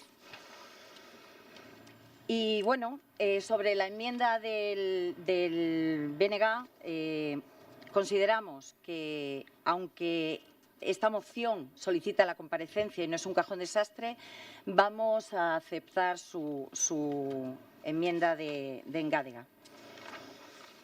A ver, es que, insisto, señor Font, menudo papelón que tuvo usted. Y quería comentarle también que se cubrió de gloria con ese ejemplo que trajo en el pleno anterior del otro lado del país, sobre un alcalde que no dimitió, me imagino que escarbando en la hemeroteca para encontrar algún caso que le sirviese de coartada, y se tuvo que ir usted hasta Cataluña. Mire, yo no tuve que buscar nada, porque el otro día le leo que había una noticia de un informativo de Televisión Nacional en el que una concejala de Medio Ambiente de Soria abandonaba su puesto dentro del PSOE.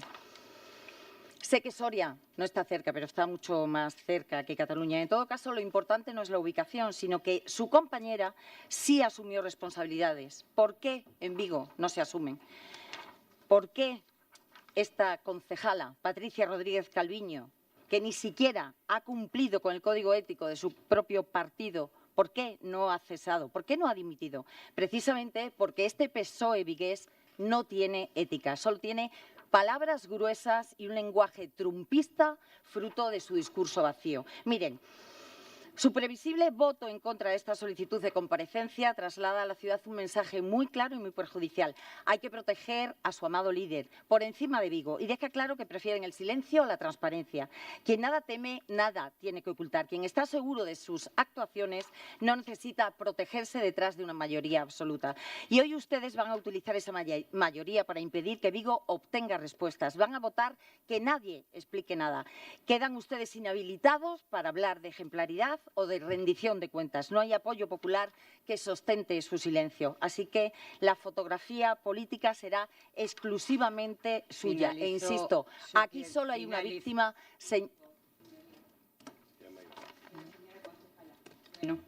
Antes de someter esta moción a votación, querida Patricia, contas co apoio deste grupo, co afecto, coa consideración, e hai que decilo alto e claro para que non quede ningunha dúbida, ningunha.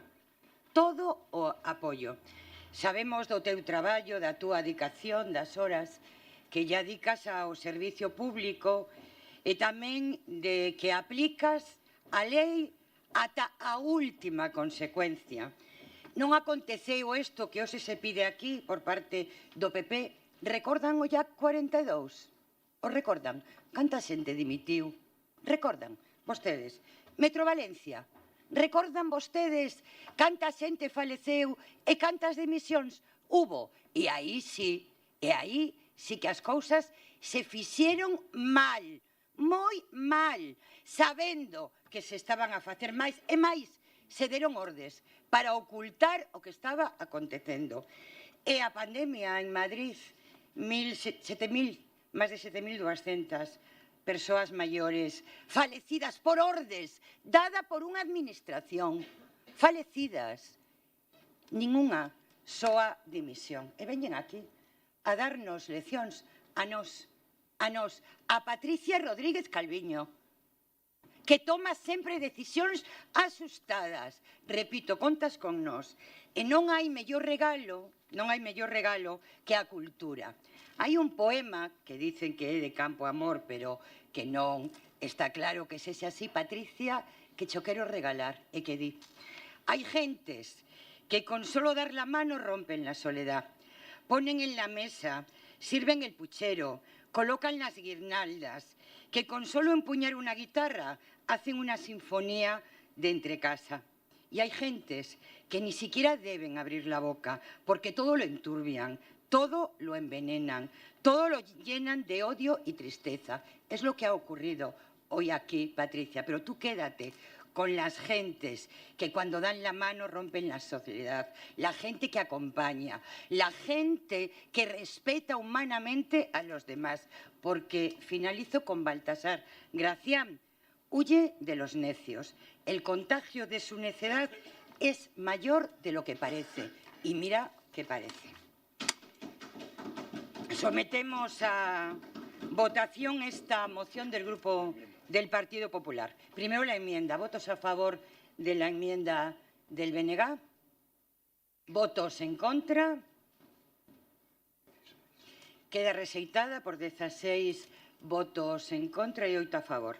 E agora votamos a moción tal e como se presentou. Votos a favor da emenda do Partido Popular, perdón, da moción do Partido Popular. Votos en contra. Queda rexeitada por 16 votos en contra e 8 a favor. Pasamos á parte de resolucións. No punto 12 da orde do día, dar conta de resolucións da alcaldía ditadas entre o 19 do 5 e o 19 do 6 do 26, incluída no expediente do Pleno 5516/1101. Algúnha observación? Queda dada conta. No punto 13º, dar conta de resolucións asinadas por concelleiros, concelleiras, delegados, delegadas, ditadas entre o 19 do 5 do 26 e o 19 de xuño do 26, incluídas no mesmo expediente do Pleno mencionado anteriormente. Algúnha observación? Queda dada conta. No punto 14, formulación de rogo. Trasladamos o seguinte rogo: que o Goberno Municipal rectifique a falla de apoio á organización dos actos do orgullo LGBT na nosa cidade e ofreza de maneira estable a colaboración económica necesaria para permitir a súa celebración despois de ter retirado a promoción da diversidade sexual como liña subvencionable nas axudas municipais da Concellaría de Igualdade. Vostede unha vez máis falta a verdade, porque os colectivos LGTBI poden presentarse as subvencións da área de igualdade, de feito teñen feito de forma reiterada e, dende logo, este goberno respeta e apoia o colectivo LGTBI, o que sí que nós tamén estamos a favor de que as mulleres estén no centro e en contra do borrado das mulleres. Para que lle quede claro, señora concelleira. Algún rogo máis? Que el Gobierno municipal agilice la gestión y resuelva en tiempo y forma, y por supuesto siempre conforme a la ley, las peticiones de autorización para la celebración de distintos eventos en esta ciudad a tenor de los últimos contratiempos vividos en Beade, en la carrera de la fiesta de Acereixa o incluso en las hogueras de San Juan, en las que las resoluciones no llegaron a tiempo o apenas unas horas antes, ante la desesperación y el creciente malestar de las organizaciones, como las fiestas de Colla, que no saben a lo que atenerse, circunstancia que ha llevado a más de una a desistir para el próximo año. Isto é o colmo, non? Por unha banda, nos exixen que sexamos rigurosísimos na xestión do que facemos e, pola outra banda, pretenden que non fagamos todo o procedimento que hai que facer para garantir que as cousas... Estou falando eu. E, polo tanto, pois, resulta sorprendente, como tamén resulta sorprendente que se pidan a este Concello permisos que van en contra do benestar da cidadanía, cousa que fai a Deputación de Pontevedra. Ben, finalizada a formulación de rogos, formulación de preguntas. Algúna pregunta? Sí, grazas, presidenta. O Bloque Nacionalista Galego trasladamos a seguinte pregunta. Cal é o motivo para que este Goberno municipal insista no maltrato ao deporte de Vigo, procedendo a fechar os ximnasios do Carme e do Berbés durante os meses de xullo e agosto, tendo en conta que estas instalacións sufriron o peche da súa actividade durante os meses de maio e xuño por causa da súa militarización para o desfile das Forzas Armadas. Xa lle contestaron a esa pregunta o concelleiro de Deporte na moción na que se exixía a Xunta que tratara en igualdade ao deporte de Vigo, que o que fai noutras cidades. Así lle explicou tamén que se pechan igual que se pecharon antes, cando o concelleiro do BNG levaba deportes no primeiro mandato deste goberno municipal para poder facer cuestións de mantemento. En outras cuestións sectarias na que vostedes se sitúan, habitualmente, pois nin siquiera vou a contestar, porque nós o que facemos é respetar o Estado de Dereito e a todas as institucións que, por certo, aparecen recollidas na Constitución española. Algúnha pregunta máis? ¿Va este Gobierno municipal a retirar del libro de honor de la ciudad la firma del exministro de Transportes, José Luis Sábalos, condenado por el Tribunal Supremo en sentencia firme de 24 años de cárcel por corrupción, siguiendo el ejemplo de la Diputación de Pontevedra con la fontanera del PSOE, Leire Díez, quien fue recibida por Carmela Silva con todo tipo de muestras de afecto, permitiendo que se manche el buen nombre de la ciudad? Mire, vostede chega sempre tarde e a verdad que é triste, non, que non interveña usted para falar de deporte, para falar de igualdade, de sanidade, de educación e que lle encarguen, non, intervir simplemente para estas cuestións que non vou a calificar de carroñeiras, aínda que o son, pero non o vou a facer. Lle vou a comentar moi seriamente que nós xa lle preguntamos á secretaria que opina sobre a retirada de firmas de libros e imos a facer o que a secretaria nos ten contestado. Pero eu pregunto, van a borrar vostedes dos libros de recollidas de firmas de todos os seus concellos en España a firmas de ministros do Partido Popular da época de Aznar que están e seguirán estando no cárcere? O digo por aquelo de que fagamos o mesmo. Incluso pregúntome, van vostedes a retirar as firmas de M. Rajoy? Teño dito, non hai máis puntos na orde do día, se levanta a sesión.